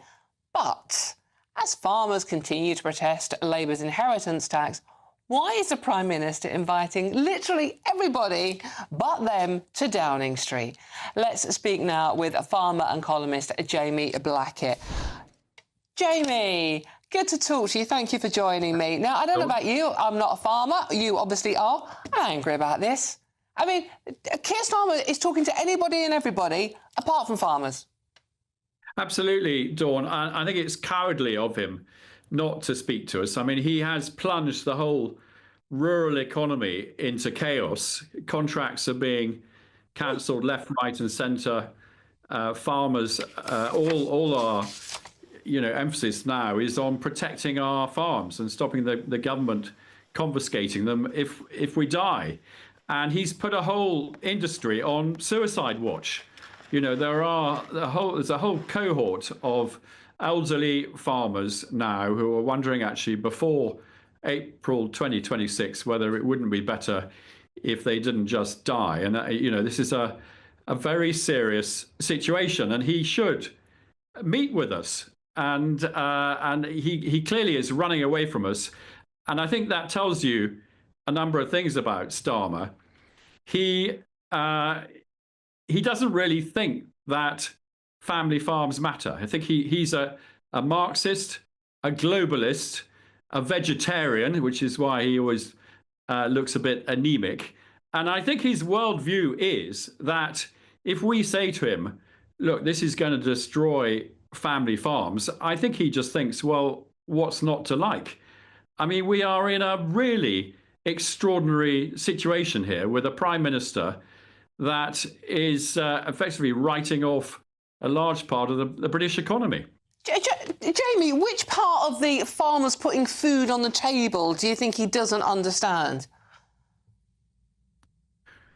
Well, I think he's got this sort of arrogant view that there will still be farms and food put on the table, but it won't be by family farmers. I think he thinks that his sort of Davos mates in BlackRock or whoever will ride to the rescue and buy up the land, and there will still be farmers, but they will be tenant farmers. He wants us all to be serfs of big business, and he's on record as saying he wants to get rid of 10% of a farmland and turn it into solar farms or wind farms, solar farms, build houses on it or whatever. I mean, he's declared war on the countryside, declared war on farmers, and he doesn't have the guts to come and say it to our faces. And we have actually done a lot of homework for him. I mean, we're saying, look, if you feel you have to raise all this money from farms, then fine. We don't think you should. But if you're going to do that, then here's an alternative plan, which is that you don't pay the tax on death automatically. It gets paid as a clawback if the farm is subsequently sold. And that actually would raise more money than the Treasury's proposed solution. The other thing they could do is stop wasting money on other things. The government is spending 380 million a year on nationalising land. It's giving bungs to wildlife trusts and the RSPB and national park authorities and things to buy up farmland.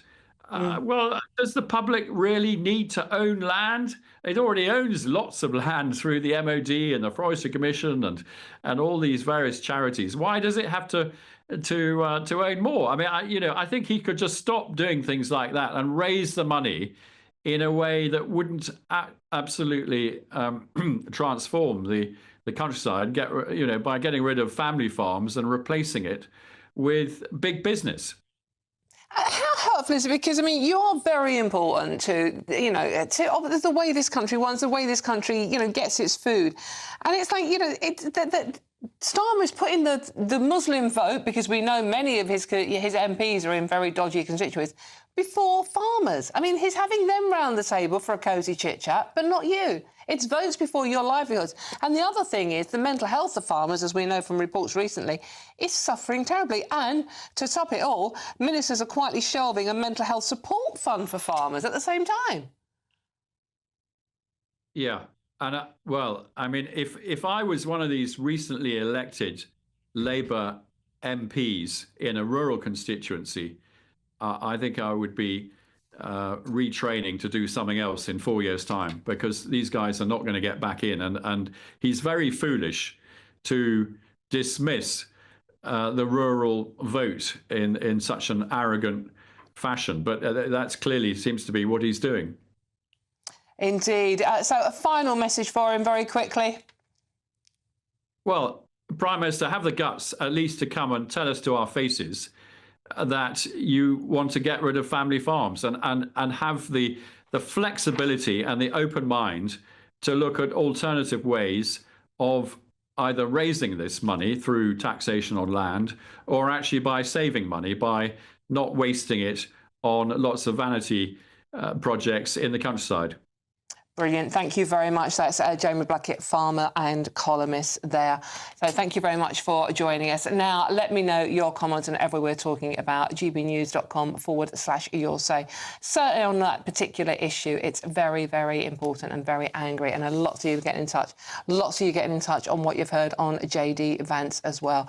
So thank you for that. Keep those messages coming in at gbnews.com/your say. I'm Dawn Neeson. This is GB News. We are broadcasting live from Westminster across the UK. We'll see you very soon. Don't go too far. There's loads more coming up.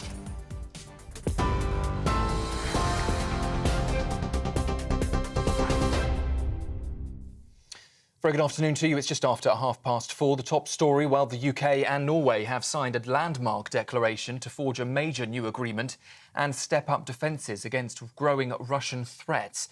The Defence Secretary, who is in Norway amid warnings that Russia has long developed the ability to sabotage critical underwater systems, said Russia could use it in a future conflict. Both nations are now tightening intelligence sharing, they're ramping up military training and deploying cutting-edge surveillance to detect potential attacks beneath the sea. Well, speaking in a joint press conference earlier with his counterpart, John Healey also vowed to step up further support for Ukraine. Take a listen. Our job is to stand with the Ukrainians, support the Ukrainians, support them in their fight, and if they choose to talk, support them in the negotiations as well. And I'm a defence minister, and I don't want to see us jeopardising the peace by forgetting the war. Well, meanwhile, the Reform UK leader Nigel Farage has hit back at former President Donald Trump's comments defending Ukrainian President Zelensky as not a dictator. Trump had previously used that term to describe Zelensky, urging him to negotiate quickly with Russia or risk losing his country. Here's what Mr. Farage had told us earlier. I believe we can take a listen now to what Mr. Farage had to say earlier today.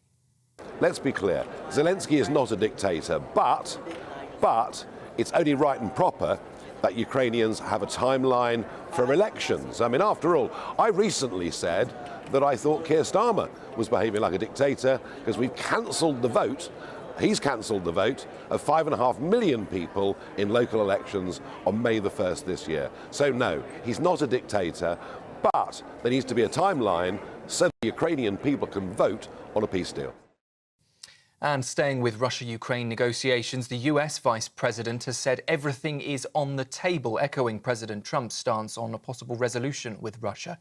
JD Vance has been speaking at the Conservative Political Action Conference in Washington, tackling US ties to Europe and the war in Ukraine. On Europe, Vance says the US will maintain important alliances, but insists their strength depends on whether European countries move in the right direction. Well, Vance also defended Trump's recent call with Vladimir Putin, arguing that peace is in the interest of both the US and Europe. He wants the killing to stop. He wants to bring lasting peace to Europe. He doesn't just want to stop it now and have the war restart a month from now. He wants to bring lasting peace to Europe because the president believes this, and he's absolutely right. Peace is in the interest of Russia, it's in the interest of Ukraine, it's in the interest of Europe, but most importantly, peace is in the interest of the American people. And breaking news from the world of sport for you. A man who approached Emma Raducanu at the Dubai Tennis Championships exhibiting what was described as fixated behaviour has been detained and given a restraining order, according to police in Dubai. The 22-year-old was visibly upset during her second-round match thereafter, spotting the man in the stands, having already encountered him earlier in a public area. He had reportedly handed Raducanu a letter, taken a photograph with her before security stepped in. Raducanu later decided not to press charges against him, but the man did sign a formal agreement to stay away from her and is banned from future tournaments. The tennis player is now back in the UK and says she is doing OK after the incident. Those are the latest headlines for now. I'll be back with you for a full roundup at the top of the hour, and Dawn will be back from Westminster very shortly. For the very latest GB News direct to your smartphone, sign up to News Alerts by scanning the QR code or go to gbnews.com/alerts.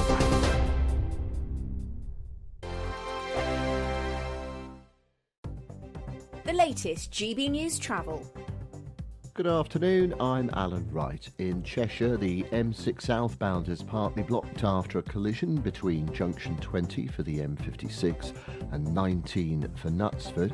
In Leicestershire, the M1 is blocked in both directions for a police investigation near Leicester Forest East Services. That's near junction 21 for Leicester. In Gloucestershire, the M5 southbound is partly blocked by a broken down lorry between Stroud at junction 13 and Thornbury junction 14. In Surrey, there are long delays on the M25 anti-clockwise where 3 lanes are shut after a car caught fire. It's between junction 7 for the M23 and junction 6 for Godstone, with queues back past Reigate at junction 8. You can stay up to date throughout the day by visiting our website gbnews.com. Sunday with Michael Portillo from 11, only on GB News. Inside Number 9, stage/fight. So Inside Number 9, massive cult BBC 2 show. One half of the League of Gentlemen, so Steve Pemberton, Reece Shearsmith, they are the kind of creative geniuses behind all those sorts of shows. So it's weird, wonderful, macabre, sort of very, very black comedy. And this is their kind of farewell thank you to fans. It is such a niche show and such an extraordinary success already ticket-wise. It's virtually sold out. We're hoping it's going to actually extend. Stunning. So basically, it's 2 or 3 of their episodes mashed together. I haven't seen the show. Absolutely fine. So for me, it was actually just a revelation. Other friends have seen the shows and they were just ecstatically happy. The only new bit is an opening segment of about 10 minutes when the stage pulls back and we see seats facing up with a few people dotted around. It's the most fantastic play on terrible behaviour in theatre audiences. With one man getting increasingly annoyed and basically doing the things that we've possibly thought about but would never do, and all the misbehaviours meet gruesome ends. So don't try this at home. But, you know, certainly a couple of times you've been like, ah! The rest of the show, the first half is based on Bernie Clifton's Dressing Room. It's 2 old-time comedians reunited, very melancholy. Second half is a very gothic-y kind of Grand Guignol, sort of schlocky horror, eyeballs coming out of the face, paintings moving, and then there's a show within rehearsals. There's a ghost, brilliant riffs on everything that's been going on in the West End, handheld camera scenes, which they're mocking, and pop stars cranked into major theatre productions. I'm liking some of the satire you're describing here. It's so much fun. GB News, the People's Channel.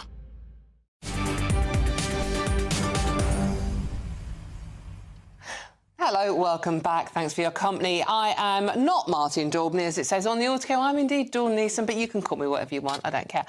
This is GB News, and thank you very much for your company this afternoon. Now, before the break, we were talking about Prime Minister Sir Keir Starmer meeting with Muslim leaders to discuss the rise of Islamophobia. Fair enough, absolutely. It's horrific, OK? It's on the rise more than ever. But little has been said about the persecution of Christians. Bear with me, I know it's not a sexy word, but this is the most horrific story I've read in a long time. Earlier this week, more than 70 people were found beheaded inside a Protestant church in the Democratic Republic of Congo. These included tiny babies and pensioners. They were being held hostage by the Allied Defence Forces, who are affiliated with, yes, you guessed it, ISIS. Now, why do we hide away from discussing these stories? You can Google this story, by the way, and you won't find it on any mainstream media. It's buried away on various Christian and church websites. But telling the story, this happens a lot in Africa, tells the story, but it's not in any of our mainstream papers or news stories. But the rise of Islamophobia is. Now, look, I don't have a problem with that. Of course we need to talk about that. That's horrific. But why do we not talk about the most persecuted religion on earth, and that is Christianity? So let's now speak with Director of Affinity Gospel Churches in Partnership, Graham Nichols. Graham, thank you for joining me this afternoon. Now, I was really, really upset by this story, the fact that it had so little coverage. So I looked more into it, and I did not realise that Christianity was the most persecuted religion across the world. Yeah, definitely. There's an organisation called Open Doors which publish lots of statistics about Christian persecution, and it is very significant. Actually, North Korea is the worst place to be a Christian, but there are many other African and Middle Eastern countries where it's difficult to be a Christian as well. And we're not making a big fuss about it, but it is a reality, and we would love national governments to take a bit more interest in it, and to sort of speak to other national governments about the persecution that happens. I think it's curious, Keir Starmer meeting that particular group, because the definition of Islamophobia is very slippery, very difficult to get hold of. I mean, there's Christianophobia that we're used to, because Islam is not to do with a particular race, is it? It's to do with a set of beliefs, and we're very happy in a way to have our beliefs critiqued as Christians. We don't think there should be a law against that, or a blasphemy law. If people don't agree with us, we're happy to hear that. We're not happy to be thrown in prison and so forth, but for people to ridicule or to criticise or even to burn Bibles and so forth, we're not welcoming that, but we live with that, and we think the truth stands for itself. So yeah, there's all kinds of contradictions in what's going on. Indeed. I mean, I was shocked to learn that 13 Christians are killed each and every day simply because of their faith. We don't. This is a genocide. It's a global genocide. But we don't see people marching through the streets of London protesting about this, do we? We do not, and it would be good if we did. I think Christians are traditionally and in a good way humble about this, and kind of accept that that's the lot of being a Christian in some places, and that persecution happens. So as I said earlier, we don't make a big fuss about it, but it is good to publicise it, and there are organisations who do, and we would love it if governments took a bit more interest in that, because it's much more significant than the fairly low-level critique of other religions, which just should be a natural part of public discourse.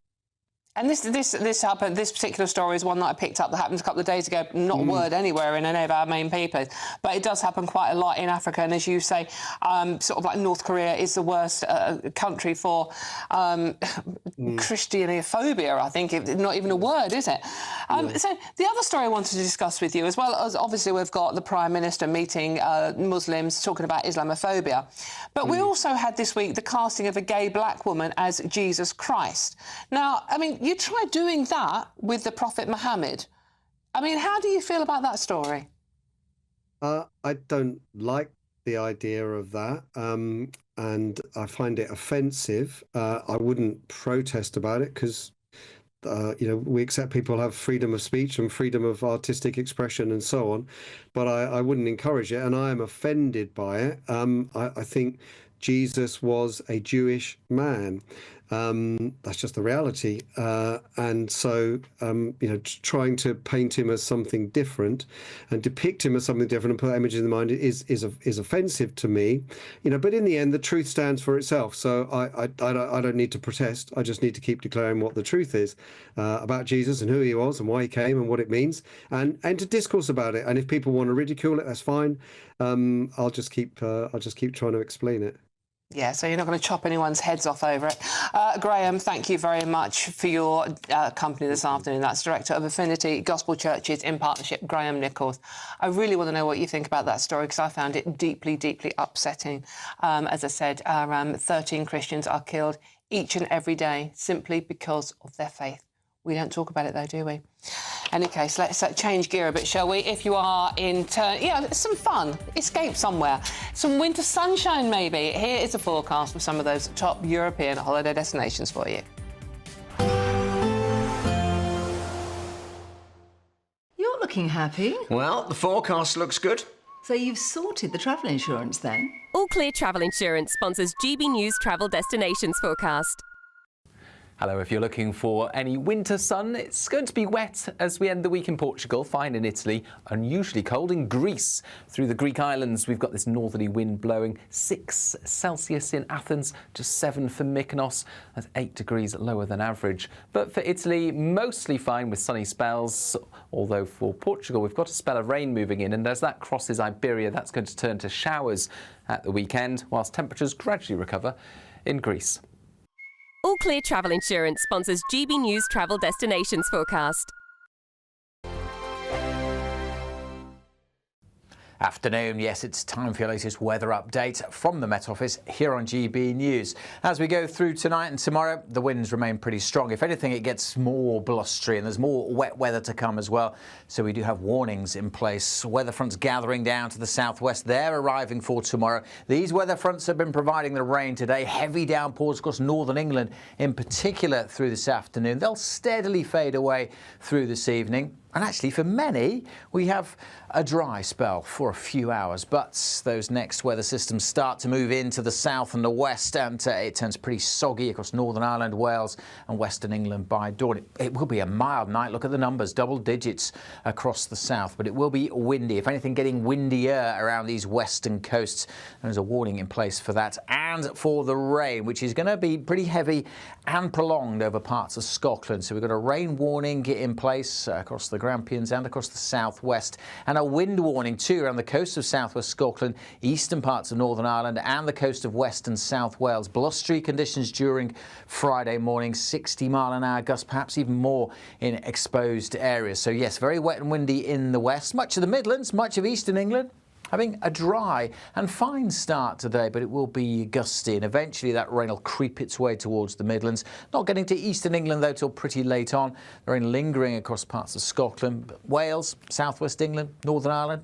Brightening up for the afternoon, some spells of sunshine, and again, it's going to be mild. May not feel like 14 or 15 degrees, but it's what the thermometer will say because of that mild air. The gusty winds will continue. The rain easing in most places, but it might actually pep up a little bit across East Anglia and the southeast during Friday night. That could still be around on Saturday, but otherwise, for most places, Saturday's looking a lot drier before more wet and windy weather arrives on Sunday. This is Britain's Newsroom, where your voice matters. It's just astonishing. With expert analysis and honest opinion, we don't just keep you informed. We bring you unique perspectives you won't see anywhere else. Can't argue with any of that. When the news happens, it happens here. On Britain's Newsroom, weekdays from 9:30 a.m. Only on GB News. Headliners on GB News, 11 p.m. every night. It's got 3 top comedians going through the next day's newspapers so you don't have to read them, which is great. That's a good point. He's lying. Maybe he's not lying. That's Headliners every night from 11 p.m. and 5 a.m. as well on GB News, Britain's news channel. We're proud to be GB News, the People's Channel, and as you know, we always love to hear your views. Now, there's a new way of getting in touch with us at gbnews.com/yoursay. By commenting, you can be part of a live conversation and join our GB News community. You can even talk to me, Bev Turner, or any of the members of the GB News family.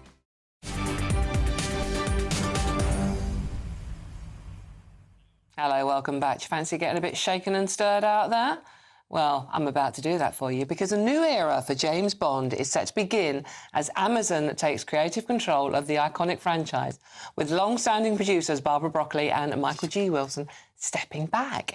This changing of the guard comes as the search continues for a new actor to play the famous spy. I wondered where Martin Daubney was this afternoon. Do you think he's auditioning? Any case, so Daniel Craig is retired. Who's up next? It could be Martin Daubney. He's not here, is he? So let's get the news of what's actually going down on this one with Tom Pickup, host of the Really 007 podcast. Hello, Tom. Thank you very much for joining. I've just been singing Live and Let Die to myself for some random reason. So what's going on here, then? Is Bond going to be changed forever? I mean, Barbara Broccoli was pretty hands-on and tough with what happened to that. Yeah, you've got to think that this goes back to 1962 when it all started with Sean Connery and Dr. No. Her father, Cubby Broccoli, got the film rights and began the franchise and the movie character we all know as James Bond. So it's a big change.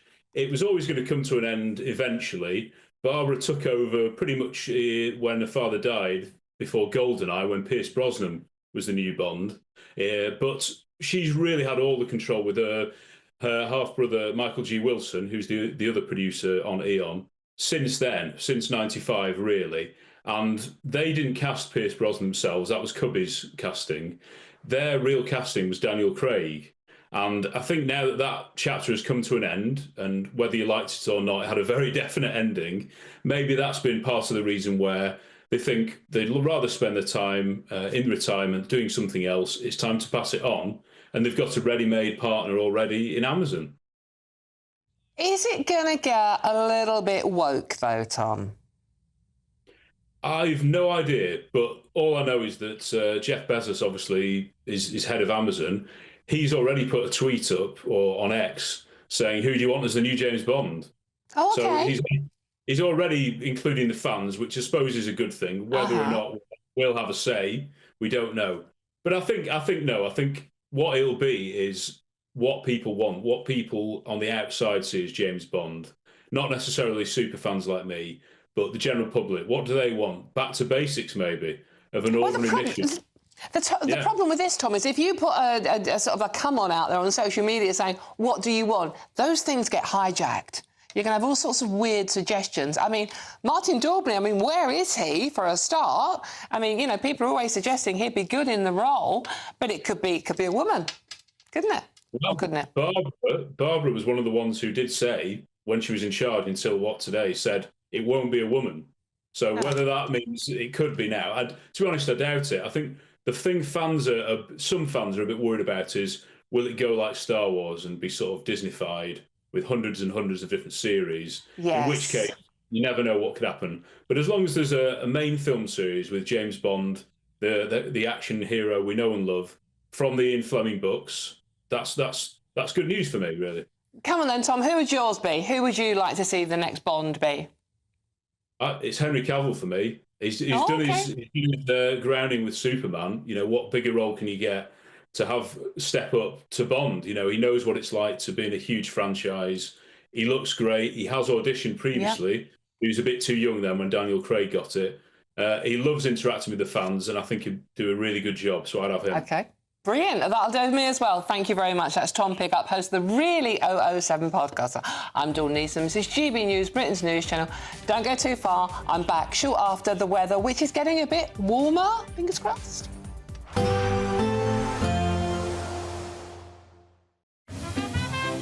Heavy showers first thing will be followed by a warm, cosy day. Boxed Boilers, sponsors of weather on GB News. Hello. Yes, it's time for your latest weather update from the Met Office here on GB News. It's turned a lot milder, but it's also turned wet and windy, and many of us will have a pretty soggy and blustery couple of days, thanks to low pressure systems and their weather fronts which have been marching in. Look at the number of isobars across the UK.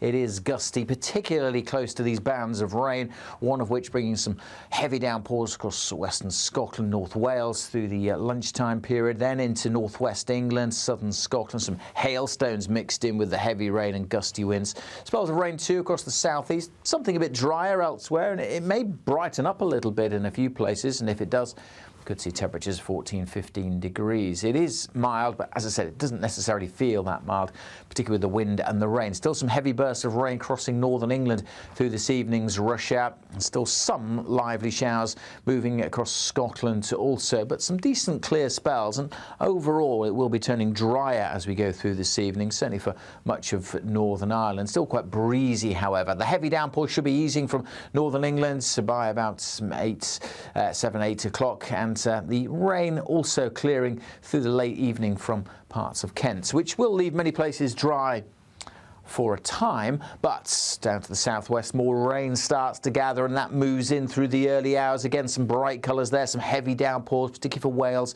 Northern Ireland, and spreading into Scotland. Look at the temperatures, a very mild night, many places staying in double digits. But the wind and the rain could cause some disruption during Friday. We've got warnings in place across West Wales, the east of Northern Ireland, southwest Scotland and central Scotland, where the rain will persist. The warnings for wind and for rain. Much of eastern England having a dry day on Friday till that rain comes in through the evening time. And again, it will be very mild, just won't necessarily feel that way. Expect a warm front, moving from the kitchen right through to the rest of the house. Boxed Boilers, sponsors of weather on GB News. The latest GB News travel. Good afternoon, I'm Alan Wright. In Lancashire, the M65 is partly blocked eastbound after a vehicle overturned at junction 6 for Blackburn.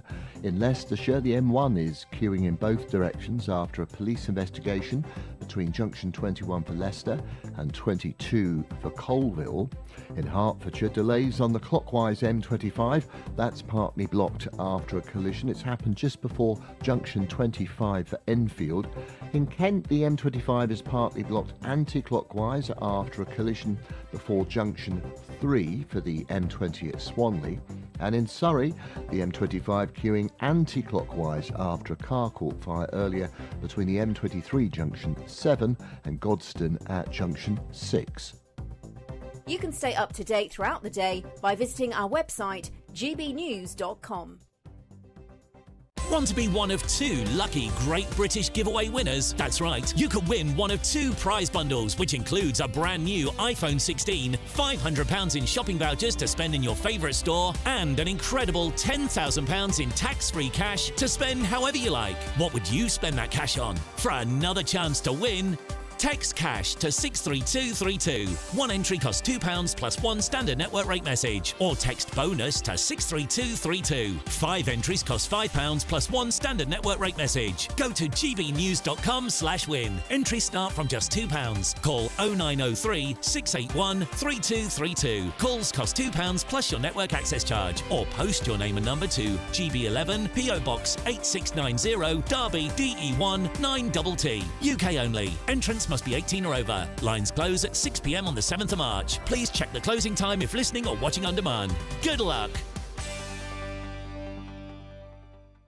Good Afternoon Britain isn't just about us. The wonderful thing about this programme is it's about everyone watching. It's an interactive programme. Well, there absolutely is something to see here, and we're going to be talking about it more. Whether it's breaking royal news, Will, please bring us up to date. Or indeed a particularly punchy speech in the House of Commons. Very, very curious. We bring it to you live, and then we bring you live reaction as well. That's Good Afternoon Britain, weekdays from midday. Only on GB News, the People's Channel, Britain's news channel. Mornings don't have to be tiresome, especially if you have the right company. Wake up to news as it happens, opinion and debate, and of course, a little bit of entertainment too. Because when the kettle's on, we're on. That's Breakfast on GB News, a show worth waking up for. Every morning from 6 a.m. Only on the People's Channel, Britain's news channel. We'll spread the news, you spread the word.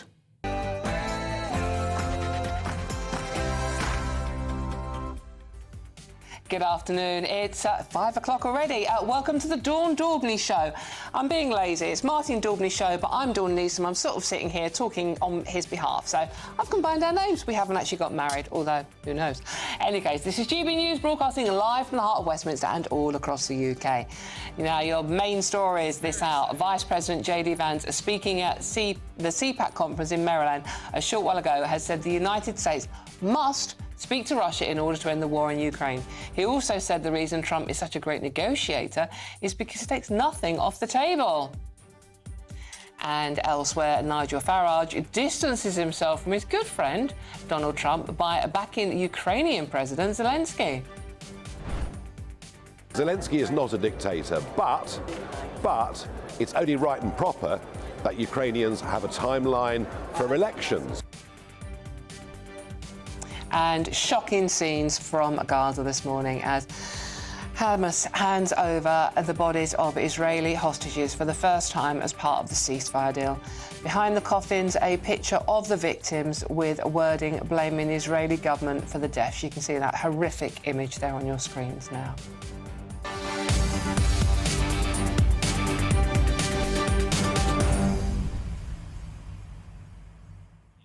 So yes, hello, thank you for joining me. I'm Dawn Neeson. I'm standing in for Martin Daubney. He's having a couple of days off with his children for half term, so I hope you're having a lovely time. Really appreciate your company, and lots of you have been getting in touch, and my favourite part of the show is talking to you, because it is all about you. We were just talking before the break about our James Bond being given over to Amazon. They've handed it over to Amazon, and talking about who the next Bond could be.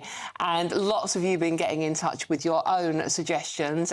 Debbie, hi Debbie, says, yes, Dawn, Martin Daubney as James Bond, with me as the glamorous Bond girl. I think not. I mean, Pussy Galore, I don't know. Got a ring to it, hasn't it? And lots of you are saying James Bond is a white heterosexual man, so anything that moves away from this will be not true to his history. Thank you very much for those. Do keep them coming in, not just about James Bond, about everything you've heard JD Vance say, anything you want to have a chat about. Really easy to get involved. Just simply go to gbnews.com/your say, and I promise I'll read as many out as I possibly can in our last hour together. But before we get started, let's get those news headlines with Sam Francis.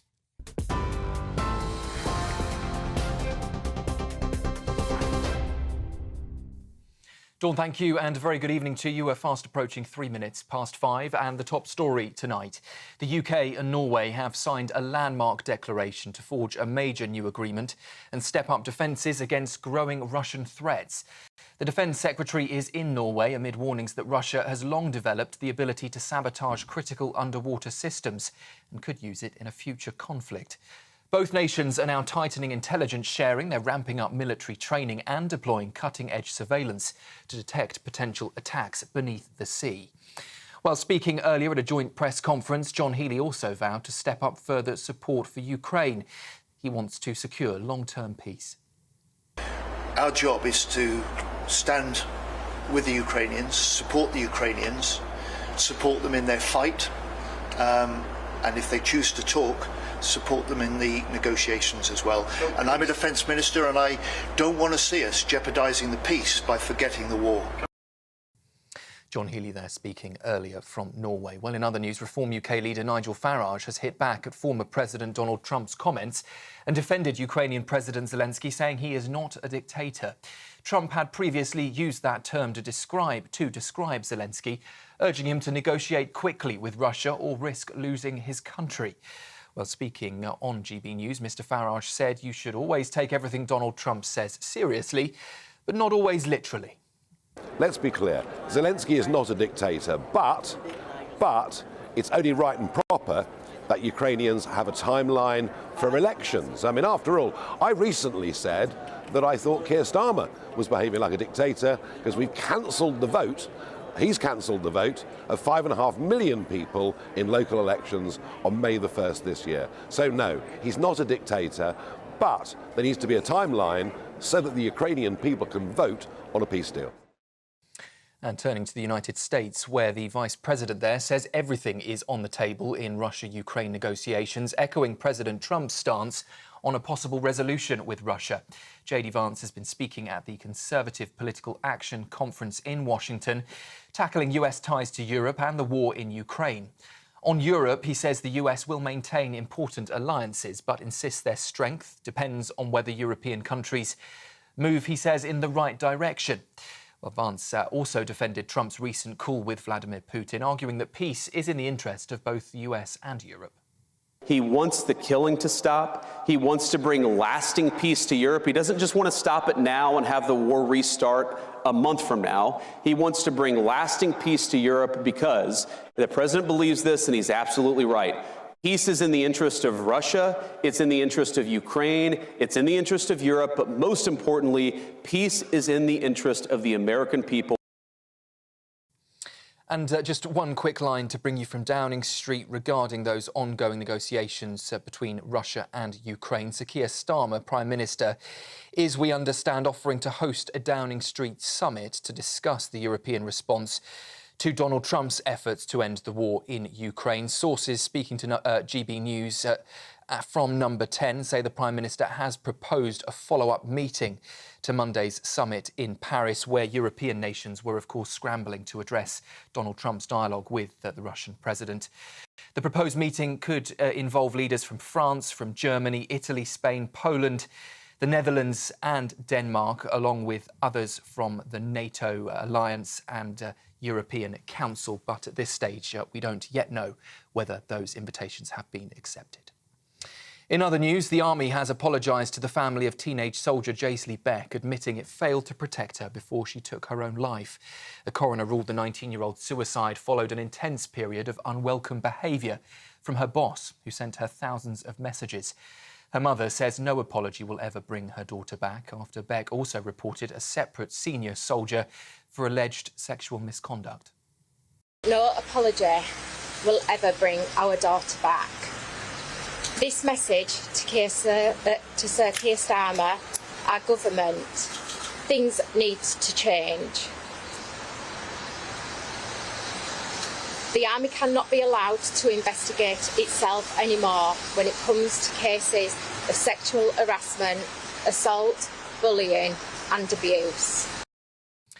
In sport, a man who approached Emma Raducanu at the Dubai Tennis Championship exhibiting what was described as fixated behaviour has been detained and given a restraining order. The 22-year-old was left visibly upset after her second-round match, after spotting the man in the stands, having already encountered him in a public area before the match. He had handed Raducanu a letter and taken a photograph with her before security stepped in. Raducanu later decided not to press charges, but the man has signed a formal agreement to stay away from her and is banned from future tournaments. The tennis player is now back in the UK and says she's doing OK after the distressing incident. And Amazon is taking creative control of James Bond, the franchise, as part of a new deal with longtime producers Michael G. Wilson and Barbara Broccoli. The duo, who have long led the series, will remain co-owners but step back from the films. Wilson is retiring, while Broccoli says she's focusing on other projects.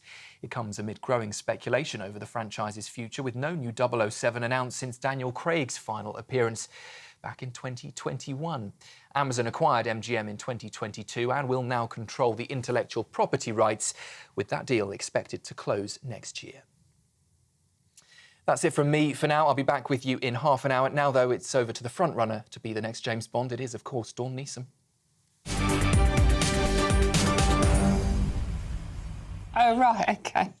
Hello, welcome back. Sorry, I'm laughing because I've got Mr. Christopher Hope with me, who is working very hard and actually on the phone. But we are going to talk all things Trump, all things JD Vance, all things Nigel Farage. Yes. And what James Bond villain would you like to be? Dr. No. OK. No, you've got to say yes to me. OK. Right, what are we kicking off with? Well, big news here breaking out from government. We understand that Sir Keir Starmer has offered to host a follow-up meeting to Monday's event in Paris, when he went over there and talked about peace and was stung into action, I think, by Donald Trump's behaviour over Ukraine. Now, we understand that Number 10, Sir Keir Starmer has offered to host this meeting of the European President of the Commission, the Council, NATO chiefs, 5 leaders of the European Union. So moving back here, this goes towards next week when he's off to America to meet with Donald Trump, become this bridge between European Union and the USA. The UK has a role here, which could be quite important, I think, as peace starts to happen. And that's why it's so important, I think, we go towards peace in Ukraine. That's why it's so important that we have, and I've got all the 3 main leaders of the parties in the polls, that's Reform, Tories and Labour, all saying that Zelensky is not a dictator, turning their face against what Trump said yesterday on his feed. The last one to say that was Nigel Farage today on GB News, and here's what he had to say earlier. You should always take everything Donald Trump says seriously. You shouldn't always take things that Donald Trump says absolutely literally, and I think that applies very much in this case. So let's be clear. Zelensky is not a dictator, but it's only right and proper that Ukrainians have a timeline for elections. I mean, after all, I recently said that I thought Keir Starmer was behaving like a dictator because we've cancelled the vote. He's cancelled the vote of 5.5 million people in local elections on May the 1st this year. So no, he's not a dictator, but there needs to be a timeline so that the Ukrainian people can vote on a peace deal. So Farage there saying that he's not a dictator. Now, he couldn't say much else. Look at the polling. Only 3% of Brits believe that Ukraine prompted the invasion of their country by Russia. 3/4 of us believe that Russia invaded Ukraine and therefore Ukraine's in the right. So I think that's where the politics is. He couldn't say much else. Now, he says there a timeline towards elections because, of course, Trump said you're a dictator for not having an election early this year. So a timeline is quite clever. It sort of goes towards where Trump is without agreeing with Trump. That's annoyed, though, some Tories. James Cartledge, who's the Shadow Defence Secretary, he said, why does Farage think Ukraine should have a timetable for the elections? They're not going through local government reform because, of course, they're delaying in this country local elections in May for 5.5 million people. They're in an existential war and don't know when it will end. Does he think Putin should have a timetable for free and fair elections? He is actually a dictator. So that annoys the Tories, but I think it's probably about where Farage needs to be if he's trying to stay in there with Trump, but also support the position that he's not a dictator. It's a very fine line to tread for both Nigel Farage and for Keir Starmer to sort of like, you know, to obviously say some of the things Trump has said is sort of like inflammatory rhetoric, to put it politely, but also to sort of like, you know, not sort of like annoy him too much by making him to sound like an idiot. Yes, I think Trump sees himself as this kind of Trump whisperer, the explainer of what Trump tries to do. So he offered his support, that's Nigel Farage, to Keir Starmer. I can help you understand Trump. He says watch his actions, not what he says. So, for example, on tariffs, he said, I'm going to slap tariffs on all Canadian and Mexican imports to the US. That prompted both those countries to send troops to the border and help deal with the issue of cross-border traffic into the US. That's what Trump wanted. Again, I wonder whether there's a game being played here. We can't see how it's going to hurt Putin yet. It looks like he's given all the cards to Putin, but we heard earlier from a retired admiral, he was saying there must be a game at play, must be an idea in here behind this, which gives the logic to what Trump's done. I can't see it yet, nor can you. That canny double bluff thing going on. But we heard from JD Vance earlier at the CPAC conference on GBNews, and he said that Trump will be the president of peace. He'll bring peace to Europe for the first time in 3 years, and that's where Trump starts. He wants to end the killing, which everyone wants to end the killing. Of course. It's how you get there. And do you reward Russia with a whole chunk of Ukraine it won by invading? Well, we were also interviewing Kira Riddick, a Ukrainian politician earlier on, and she was saying, she you know, all right, you have the peace deal. Russia says, right, fine, that's it. We'll just have this little bit of Crimea and a bit of the Donetsk region. But she goes, I don't trust them. After that, what happens after that? John Healey in Norway this lunchtime is saying that UK will support peacekeeping in Ukraine when peace has been agreed, not until that point. What we don't want to do is put UK troops in a position where they're shooting at Russian troops, because then it's a wider war than already it is. Yeah, because there's a fine line between a peacekeeping force, and if Putin does decide to kick off again, in ordinary language, then it becomes a war. It's got to be. I think I'm waiting to see how European countries step up on defence spending. Now, I wonder whether they might try and bring forward the Lord Robertson review into defence spending to make it and give us a date when we'll get the 2.5% of GDP being spent on defence. But in listen to Vance earlier, he said that German defence is subsidised by US taxpayers, and yet European countries, he said, jail people for mean tweets, and those are not American values. Their government says.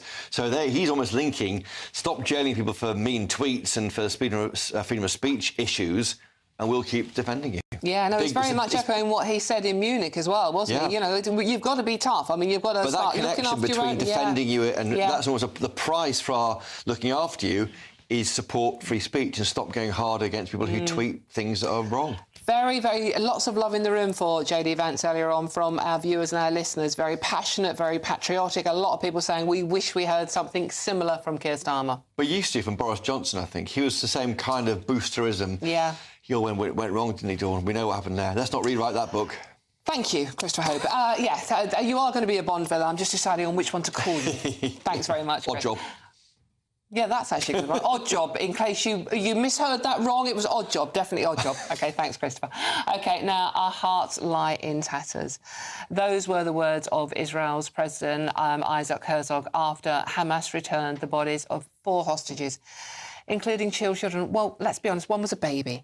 The coffins were... I can't believe these pictures. The coffins were paraded on stage in Gaza with a devilish picture of Israeli Prime Minister Benjamin Netanyahu with blood dripping from his mouth, blaming him for killing the hostages.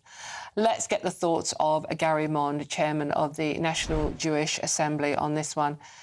Gary, thank you so much for joining us this afternoon. I cannot believe what I was seeing earlier on when Hamas handed over those 4 coffins, including 2 little... Well, one was a baby, one was a little boy.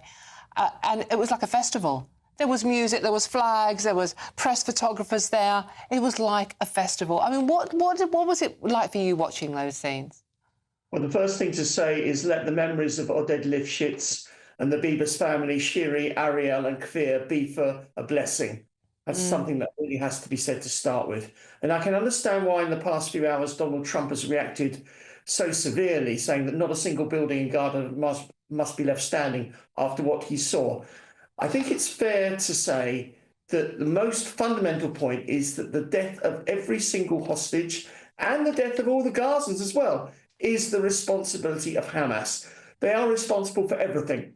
If they had not invaded Israel on the 7th of October 2023, killed 1,300 people, took 250 people hostages, none of this would have happened.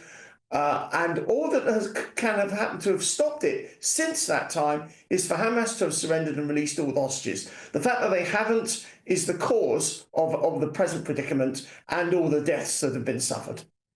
I'm just going to play devil's advocate here and say that the Palestinians would say, well, if we did that, if we handed all the hostages over, what would Israel do then? We don't trust Israel. Just playing devil's advocate with that one.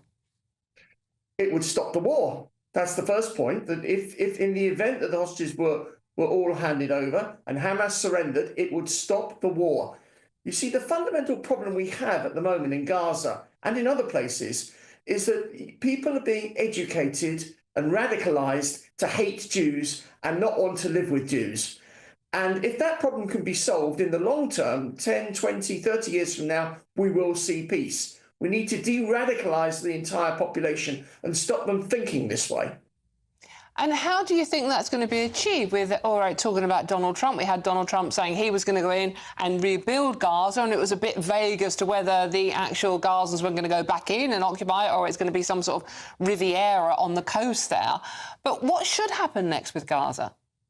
We should make sure that people are de-radicalised, as they were in Nazi Germany after the end of the Second World War. And this requires education and making sure that the young Gazans do not grow up to hate Israelis or Jews. And it's irrespective of whether Donald Trump's plan is put into action and the Gazans today will be living in Egypt, Jordan or Saudi Arabia in decades to come, or whether they're still going to be living where they are. That's a very difficult issue, but what is fundamental is that de-radicalisation is needed if we're ever to have peace. Putting people back where they were and under the control of either Hamas or even the Palestinian Authority is not going to achieve that. How do you think that's going to happen? How do you de-radicalise people? I mean, you can't defeat an ideology. Well, the first step is to get rid of UNRWA, which I believe will be happening, the United Nations so-called relief and works agency, which has caused a lot of the problems. We want teachers going into the schools who do believe in the fundamental principle of peace and good neighbourliness between Jews and Arabs and between Israelis and Palestinians. We need people to do that, to educate people correctly. And it's of a secondary importance to me whether it's done in Gaza or whether the Trump plan goes into effect. And indeed, we have a lot of people moving to Egypt, Jordan, Saudi Arabia, wherever. De-radicalisation is the most important step that has to be taken. OK, and Gary, finally, if you could, it's incredibly hard to talk about it, but the sight of those coffins coming back, and I was reading earlier on that the Israel bomb squad had to check the coffins in case they'd been booby-trapped, which is even more heartbreaking when you think we're talking about two babies, basically. What effect did seeing those images of those coffins coming back have on the people of Israel, do you think? I think not just the people of Israel, but many people all over the world. It's absolutely sickening, heart-wrenching, and it actually, on reflection, realises what we're up against. The inhumanity and the barbarism of the terrorists from Gaza, and I use the word Gaza, not just Hamas, the terrorists from Gaza has to be recognised and dealt with. Gary, thank you very much. That's Gary Mond, Chairman of the National Jewish Assembly. Thank you very much for joining us on an incredibly sad day. I mean, 2 babies coming back in coffins with their mum, and the other man, an elderly man in his 80s, who was a peacekeeper. He worked hard to try and ensure there was peace between the Jews and the Gazans in that part of the world. It's just heartbreaking. OK, we'll soon be speaking to the Shadow Culture Secretary, Saqib Bhatti, after the BBC were accused of being a propaganda tool for Hamas. Ugh, what do you make of that one? I'm Dawn Neeson. This is GB News, Britain's news channel. Don't go too far. There's loads more coming up on today's packed show.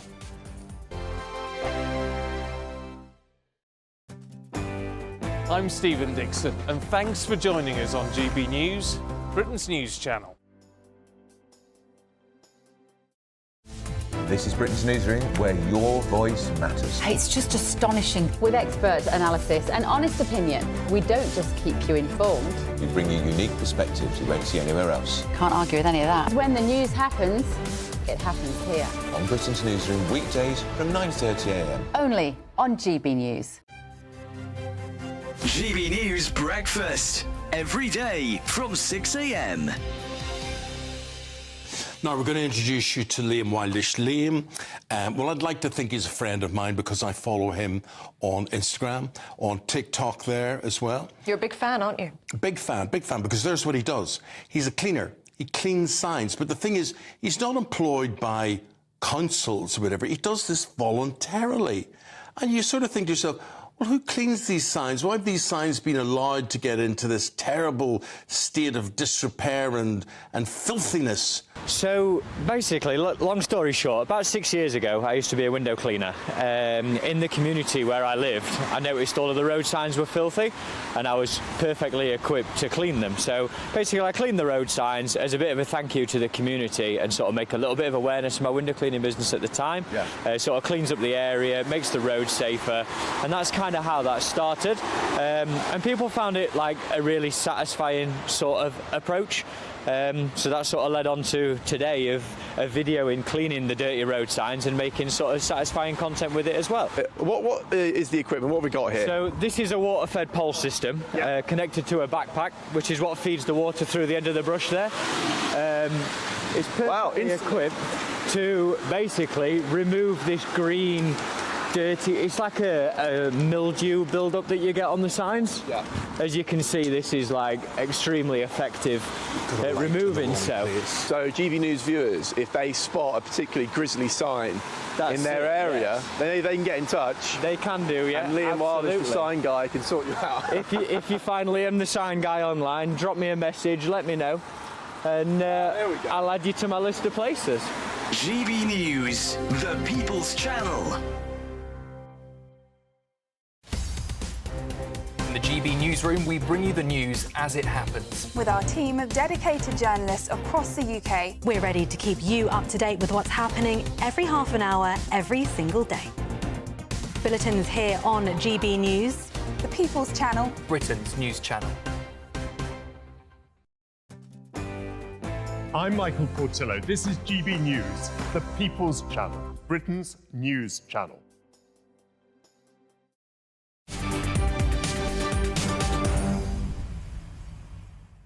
There you are. Welcome back. I'm Dawn Neeson on GB News. In for Martin Daubney, who's having some time off with the family and half-term week. Or is he auditioning for James Bond? You need to catch up on that story. It's a cracker. Now, here's some good news. We're giving you 2 chances to win in our latest Great British giveaway, as we have 2 amazing prize bundles to be won. Very easy to do. Here's all you need to know.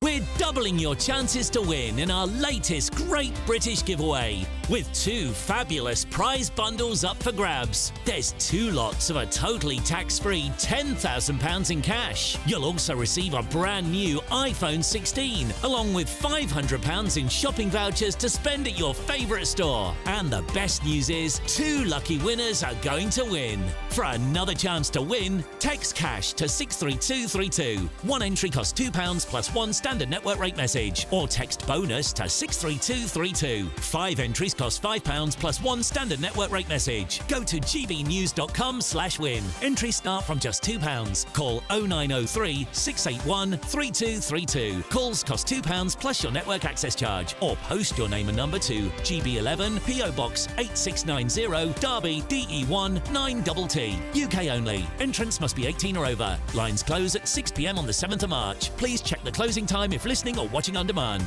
Good luck. Yeah, good luck indeed. Now, remember, this show is all about you and your views, so please do keep them coming in. All the subjects we're talking about today, obviously the situation in Ukraine, and we've heard JD Vance talking today. Lots and lots of you getting in touch about that one. Martin, good afternoon, Martin. Not that Martin, I don't think. Says, Harmer Starmer falling over himself to try and look assertive in all this Ukraine business when really it's just looking like a wally. OK, and Richard says, does Starmer think he is the leader of the EU? Lots and lots of you getting in touch over that one. And also about our free speech and what Vance has had to say. And so please do keep them coming. I've just been told we've got our next vest coming up. gbnews.com/your say. Now, the BBC, this is another annoying. So some of these stories are annoying, aren't they? The BBC has been accused of failing to carry out the most basic journalistic checks following a controversial BBC documentary. Campaigners blasted the broadcaster for giving Abdullah, son of a Hamas chief, primetime coverage on Monday night. Since the airing, the BBC have apologised, but it really questions whether the BBC the right checks in place for something like this to happen. Well, let's talk now to Shadow Culture Minister Saqib Bhatti. Saqib, thank you very much for joining this afternoon. Now, I'm sorry, I've been a journalist for a long time, as you can probably tell from how haggard I look, and I cannot believe the lack of provenance, the lack of investigation the BBC did on this story. What do you make of what's happened? Look, I mean, I'm aghast at the fact that this has happened, and we should look. Let me first pay tribute to the hostages, and in a week, in the day where we've had, the first dead hostages in Oded Lifshit and the Bibas family, Shuri, Ariel, and Kafir. This is it really hits hard, I think. And the reality is, this documentary was made, and you've got a cameraman who apparently celebrated the October the 7th attacks. You've got, in a place where clearly it's run by Hamas, and you've got a child of a very senior Hamas government official. There are a lot of questions I think that still need answering. We need to know why the BBC failed in their most basic checks. This clearly fell below the expected journalistic standards that we expect of the BBC. But also, this documentary was funded. Where did the money go? And so I think there are a number of questions that are outstanding for me. And I think the documentary should be removed. I think there should be a full-on investigation so this doesn't happen again. It is still on the iPlayer, as far as I'm aware, and the documentary is called Gaza, How to Survive a War Zone, broadcast on Monday night, and it was an account of the conflict through the eyes of 3 Gazan children.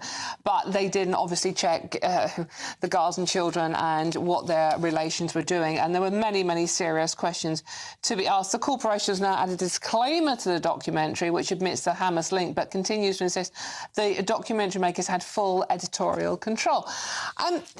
So they haven't really apologised for what they're doing. But as you said, Saqib, this is taxpayers' money funding this as well. Well, I don't think the apology goes far enough. That's for certain, and I think they need to really reflect on this really hard, with great sincerity. And I think it needs to be taken down, and the right questions need to be asked. And look, let me say this: we all want peace. in the Middle East. We want. There are probably very, very good reasons to have a look at what the experience is of children in Gaza.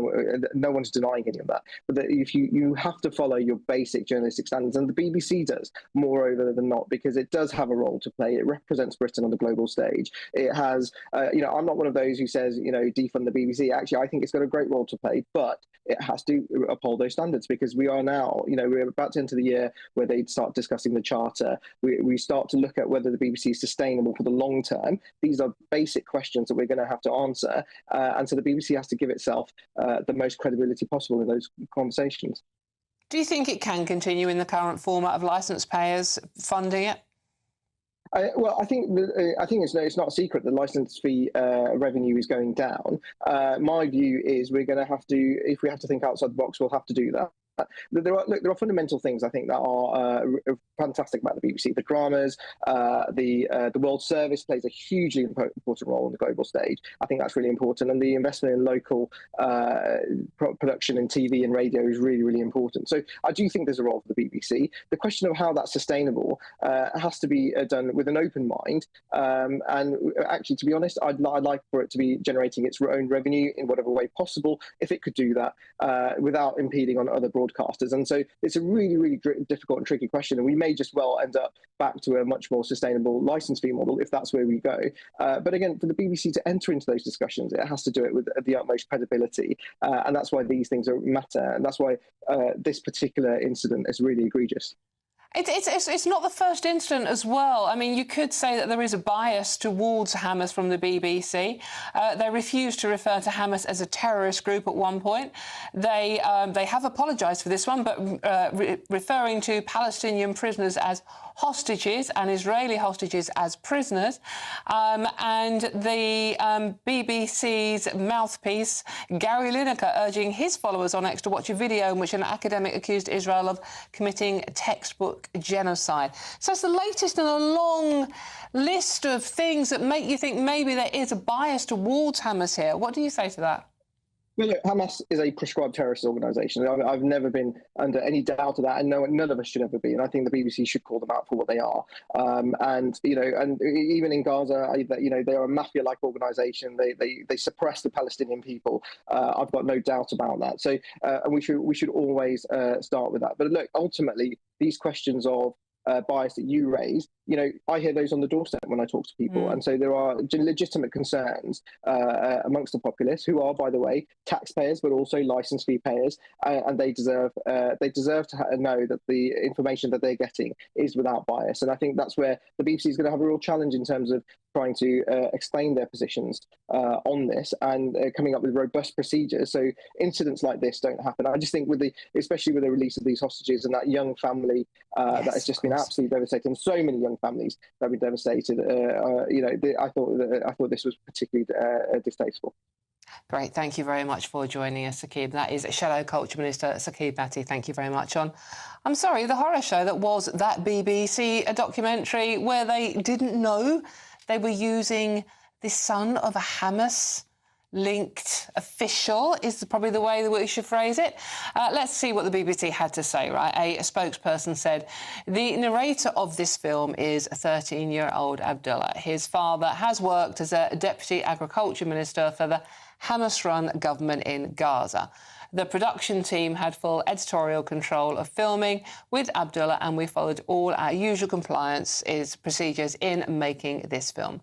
We had not been informed of this information by the independent producers when we complied and the broadcast with the finished film. It still remains a powerful child's eye view of devastating consequences of the war in Gaza. So basically, I'm interpreting that as they threw the producer under the bus rather than admit responsibility themselves. OK, there's loads more still to come between now and 6 o'clock, so don't go too far. But first, time for the news headlines with Sam Francis.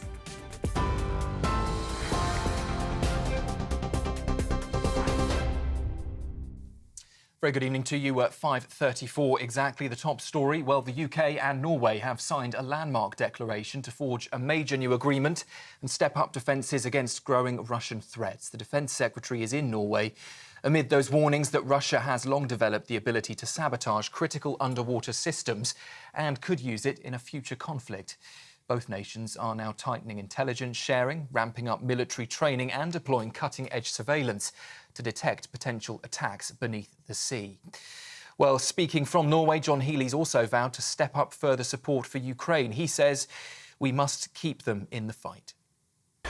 Our job is to stand with the Ukrainians, support them in their fight, and if they choose to talk, support them in the negotiations as well. And I'm a defence minister, and I don't want to see us jeopardising the peace by forgetting the war.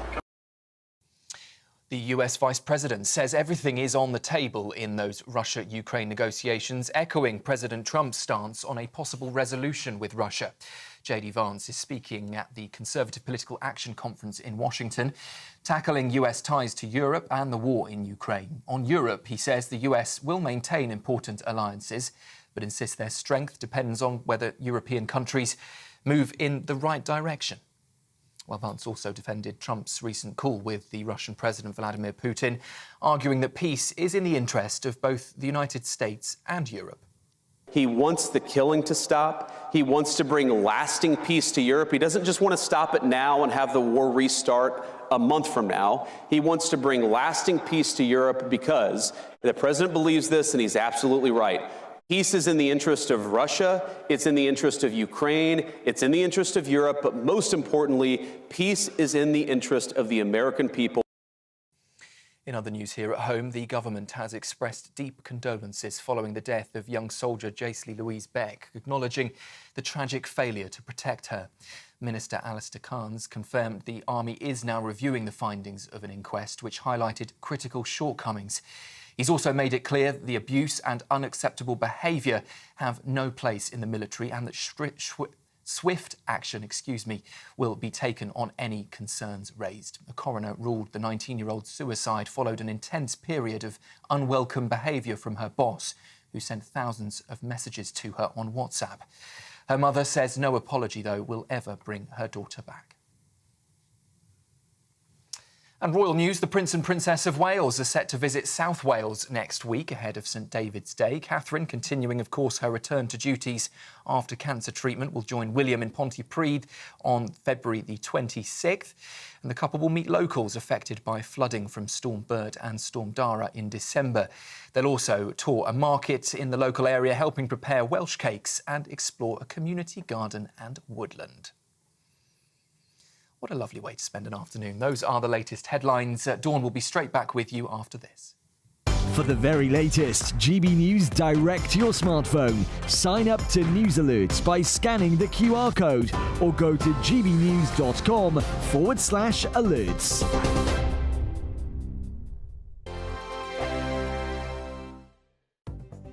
The latest GB News travel. Good afternoon, I'm Johnny Ratner. A couple of problems in South Yorkshire. First of all, just south of Doncaster, the M18 is down to a single lane northbound from junction 3 to 4 at the scene of an accident, with queues on the opposite side of the carriageway due to onlookers halfway back to the M180. And just south of Doncaster city centre at Hyde Park, White Rose Way is closed westbound at the Ladybank traffic lights for a police investigation. On the Hertfordshire stretch of the M25, the inside lane's closed clockwise just before junction 25 at the A10. There's been an accident in the roadworks. On the M4 in Berkshire, the inside lane of 4 is blocked westbound, junction 10 to 11 Bracknell to Reading following an accident. In central London, just north of Vauxhall Bridge Road is closed near Victoria Station for emergency services. They're dealing with incidents. And Chiltern trains can't run out of Marylebone to West Ruislip and Harrow on the Hill due to signalling problems at Marylebone. That's the latest. You can stay up to date throughout the day by visiting our website, gbnews.com. Good afternoon, Britain. Weekdays from midday. I'm here in M. Manzi's, which is now the oldest surviving pie and eel shop in London. It's been open since 1892, and as you said in the intro there, it's really sort of a dying breed. One of the sister sites of this shop, the distant relative, own one of their own other shops in Deptford, and that closed on Saturday for the very last time. That had been open for over 100 years. So you clearly see that there's a declining, not necessarily a declining interest, that's the wrong way of putting it, but it's nowhere near as prevalent as it used to be. This was a staple of the East End, and it's now gone from about 300 shops in the Victorian times to under 40 now, and it's declining further and further. Now, also, a couple of months ago, I was in Basildon talking about a similar story with Richard Holden, trying to create a protected status for pie and mash to prevent sort of copycats from stealing the recipe and making it less authentic. So that is ongoing. There's clearly interest in it, and tourists enjoy coming in here. Hopefully, I'll get one of my own pies shortly and have another taste. But it would be a shame to see this go. It's not just about the pie and the taste and the flavour, which is fantastic. It's also about history and community. A lot of people come in here as regulars, so we're just shining a light on a crucial part of London's historic economy. It's a bit of good fun, and it certainly tastes very good as well. Demographics have changed, yeah, and actually a lot of the ownership, the people who would run these shops traditionally over the last few decades are moving out towards the west, they're moving towards Kent, they're moving towards Sussex, so there are demographic changes, and no doubt that is influencing it as well. And as I say, it's important to do stories like this just to remind people of London's history and why it's important to support these local businesses. GB News, the People's Channel.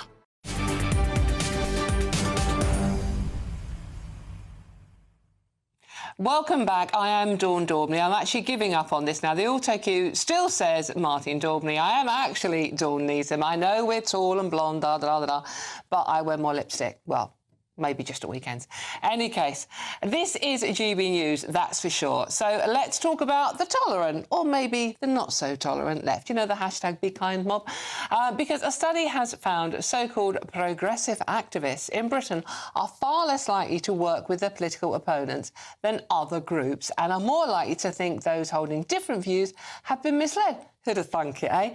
The news is rather timely because former Labour, now independent MP Zahara Sultana has been reported to the Parliamentary Standards Committee following this post on X of Nigel Farage. Let's listen to Nigel Farage's response to his party Reform UK being compared to the BNP and National Front by Zahara. I think it's disgraceful, and frankly, I think it's almost insightful.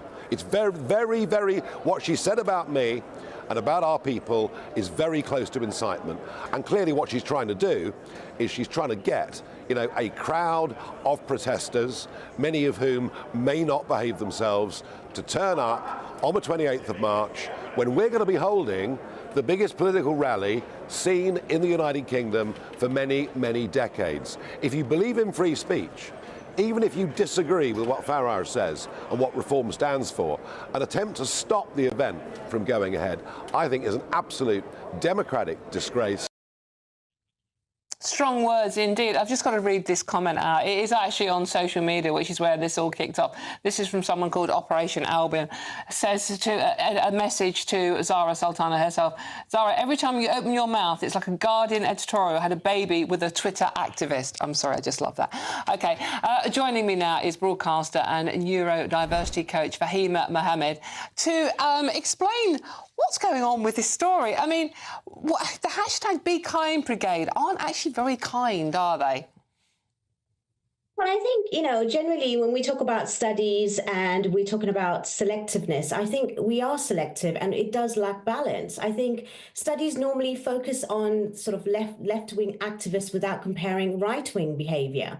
And there's many evidence to show that even Boris Johnson's prorogation of Parliament in 2019 to avoid Brexit debate is an example of right-wing avoidance of engagement as well. So Nigel Farage Farage also refused to debate Remain campaigners post-Brexit, and Rishi Sunak dodged debates with Reform UK's Richard Tice. So I just think that, to be honest, political engagement, obviously avoiding it is problematic. However, it seems to be acceptable when it's done by the right-wing leaders. So we need to obviously have some sort of balance so that we can have these kind of views from both sides and not look at it as being extreme or look at it as framing it as left-wing activism, right-wing activism. And a lot of studies show that there's UK media disproportionately criticising left-wing protests while treating right-wing movements more favourable. And that's from the LSE media report as well. So there is a perception that left-wing activists avoid engagement when it could be seen as a media-driven narrative rather than a factual reality. But it wasn't the media that put this this cartoon with the sort of like a Nigel Farage with that sort of like, you know, stop sign logo almost through his face. That wasn't the media doing that. That was Sarah doing that herself. It's not a very nice thing. It is quite childish.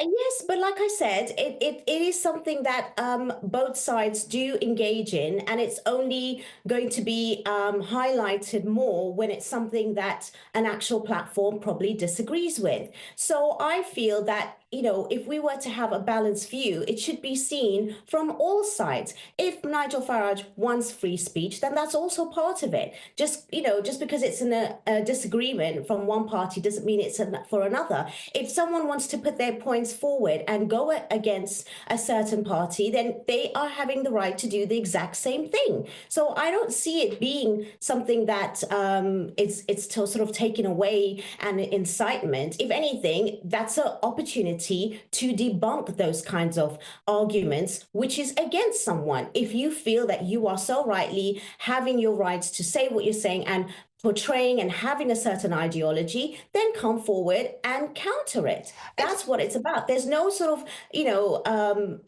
argument to say that, people are not going to turn up and they're not going to, be for reform due to this. They're just going to see an outside and an opposite opinion. But what Zara did was inflammatory. Debate, not hate, is fine, but this is inflammatory. This is really being, it's provoking. Well, I mean, not so long ago, burning the Quran was seen as free speech, and that's much more insightful. So I don't know if this picture we just had someone arrested for doing that. If someone was to portray an Islamic figure, for example, then it's like, no, it's free speech. Again, I just think it depends on what side of the debate you're on, and you're going to go with that. And then it becomes, insightful. But then if it's not for you, then it becomes, sort of free speech. So we're always going to have these debates and arguments, and I see both sides, the right, the left, extreme, whatever it is, they all do the same thing. It's just that we're always going to highlight what we don't really like as being extremism, when actually it's just a political way of just scrutinizing and, calling out some government policies and political ideologies themselves. OK, Fahima, thank you very much for joining us. Always a pleasure to talk to you. It's Fahima Hamid, broadcaster and neurodiversity coach. Well, what do you think of that one? I mean, I think it's pretty childish, to be honest with you. Debate, not hate, absolutely fine. But childish cartoons like that? Any case. Moving on. Now, if you are in search of some winter sun, and who isn't, here is a forecast for some of the top European holiday destinations. You're looking happy. Well, the forecast looks good. So you've sorted the travel insurance then? All Clear Travel Insurance sponsors GBNews Travel Destinations Forecast. Hello, if you're looking for any winter sun, it's going to be wet as we end the week in Portugal, fine in Italy, unusually cold in Greece. Through the Greek islands, we've got this northerly wind blowing, 6 Celsius in Athens, just 7 for Mykonos, that's 8 degrees lower than average. But for Italy, mostly fine with sunny spells, although for Portugal, we've got a spell of rain moving in, and as that crosses Iberia, that's going to turn to showers at the weekend, whilst temperatures gradually recover in Greece. All Clear Travel Insurance sponsors GBNews Travel Destinations Forecast. Afternoon, yes, it's time for your latest weather update from the Met Office here on GB News. As we go through tonight and tomorrow, the winds remain pretty strong. If anything, it gets more blustery and there's more wet weather to come as well. So we do have warnings in place. Weather fronts gathering down to the southwest. They're arriving for tomorrow. These weather fronts have been providing the rain today. Heavy downpours across northern England, in particular through this afternoon. They'll steadily fade away through this evening. And actually, for many, we have a dry spell for a few hours. But those next weather systems start to move into the south and the west, and it turns pretty soggy across Northern Ireland, Wales and Western England by dawn. It will be a mild night. Look at the numbers, double digits across the south. But it will be windy. If anything, getting windier around these western coasts. There's a warning in place for that. And for the rain, which is going to be pretty heavy and prolonged over parts of Scotland. So we've got a rain warning in place across the Grampians and across the southwest, and a wind warning too around the coast of southwest Scotland, eastern parts of Northern Ireland and the coast of West and South Wales. Blustery conditions during Friday morning, 60-mile-an-hour gusts, perhaps even more in exposed areas. So yes, very wet and windy in the west, much of the Midlands, much of eastern England having a dry and fine start today, but it will be gusty, and eventually that rain will creep its way towards the Midlands. Not getting to eastern England, though, till pretty late on. The rain lingering across parts of Scotland, Wales, southwest England, Northern Ireland.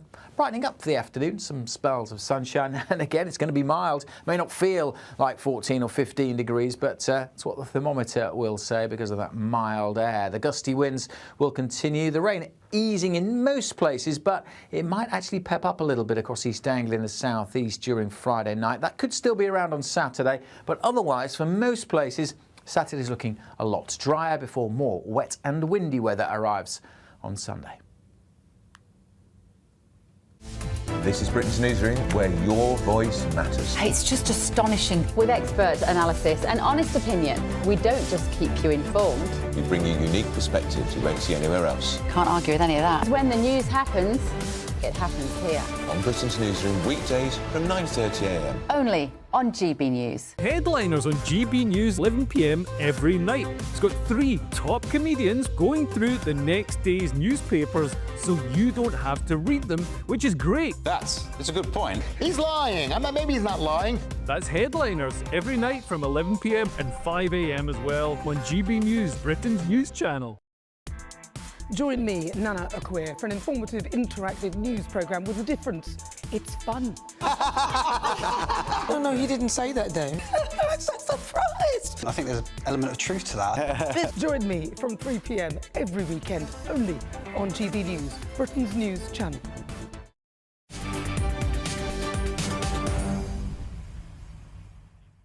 Hello, welcome back. We're coming to the end of our time together, unfortunately. I am Dawn Daubney on GB News. I'm not actually Dawn Daubney, I'm Dawn Neeson. And you know what? Neither Mrs Neeson, Mr Neeson or Mrs Daubney will be upset by Dawn Daubney. OK, fine. Now, a veterans charity was on the brink of closing, but the Spearhead Foundation has now reached its funding target to keep their premises open. The charity carries out humanitarian work in the Ukraine. Earlier on, Tom and Ellie spoke to the charity's founder, Craig Monaghan. Here's what to say. Great, yeah. I feel a bit like overwhelmed with it, to be honest. Obviously, to hit the target and go above the target has been yeah. I mean, it's quite incredible, isn't it? I can see you're quite emotional about it. Were you not expecting this outpour of support? No, not at all. So we obviously had a target to raise of like £12,800, and we've gone beyond that. We've actually ended up raising £13,866, and then on top of the back of all the coverage that yourselves have given us today, the Mike Gooley Trail Finders charity has been contacted and donated £50,000 as well. So wow. So yeah, it's a bit overwhelming. It's a bit of an overwhelming day. That's fantastic. So what does this mean for the charity then? What can you do that you couldn't do before, apart from stay open, of course? So obviously, what led us into that situation was we had a funder for the building. And unfortunately, due to the current climate, they had to basically make a choice between paying their staff or staying committed to the donation to ourselves. So that was where the big risk was, because hundreds of people come through our doors every week, was to keep that building open. And just just by the donations raised today and additional to what the Mike Gooley Trailfinders charity have supplied as well, that will secure the building for a year and allow us to broaden our reach and to continue the work we've been doing, where we're getting veterans to work into the community and to get them back on their feet, obviously following trauma as well. Brilliant stuff, isn't it? OK, that's all from me for now. Don't go too far. Jubes is up next. I'm back tomorrow. And before all that, though, here's the weather. Have a lovely rest of your day. See you tomorrow.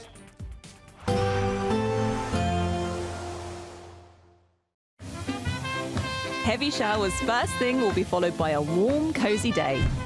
Boxed boilers, sponsors of weather on GB News. Afternoon, yes, it's time for your latest weather update from the Met Office here on GB News. As we go through tonight and tomorrow, the winds remain pretty strong. If anything, it gets more blustery and there's more wet weather to come as well. So we do have warnings in place. Weather fronts gathering down to the southwest. They're arriving for tomorrow. These weather fronts have been providing the rain today. Heavy downpours across northern England, in particular through this afternoon. They'll steadily fade away through this evening. And actually, for many, we have a dry spell for a few hours. But those next weather systems start to move into the south and the west, and it turns pretty soggy across Northern Ireland, Wales and Western England by dawn. It will be a mild night. Look at the numbers, double digits across the south. But it will be windy. If anything, getting windier around these western coasts. There's a warning in place for that. And for the rain, which is going to be pretty heavy and prolonged over parts of Scotland. So we've got a rain warning in place across the Grampians and across the southwest, and a wind warning too around the coast of southwest Scotland, eastern parts of Northern Ireland and the coast of West and South Wales. Blustery conditions during Friday morning, 60-mile-an-hour gusts, perhaps even more in exposed areas. So yes, very wet and windy in the west, much of the Midlands, much of eastern England.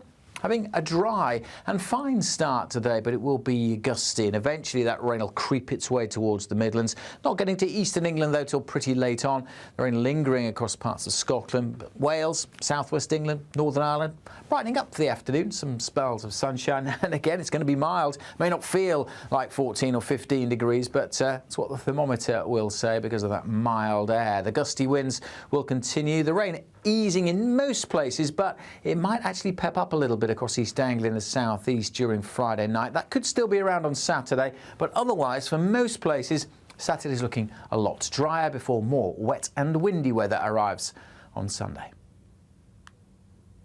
Expect a warm front, moving from the kitchen right through to the rest of the house. Boxed boilers, sponsors of weather on GB News. The latest GB News travel. Good evening, I'm Johnny Ratner. Long delays in South Yorkshire on the M18. One lane's closed northbound from junction 3 to 4 south of Doncaster at the scene of an accident. In Staffordshire on the M6 southbound, one lane's closed from junction 10A to 10. Heading south of the M54 towards Wolverhampton where a car's broken down. On the M1 in Leicestershire, the two inside lanes of 3 are closed northbound from junction 20 to 21 towards the M69 where a lorry's broken down.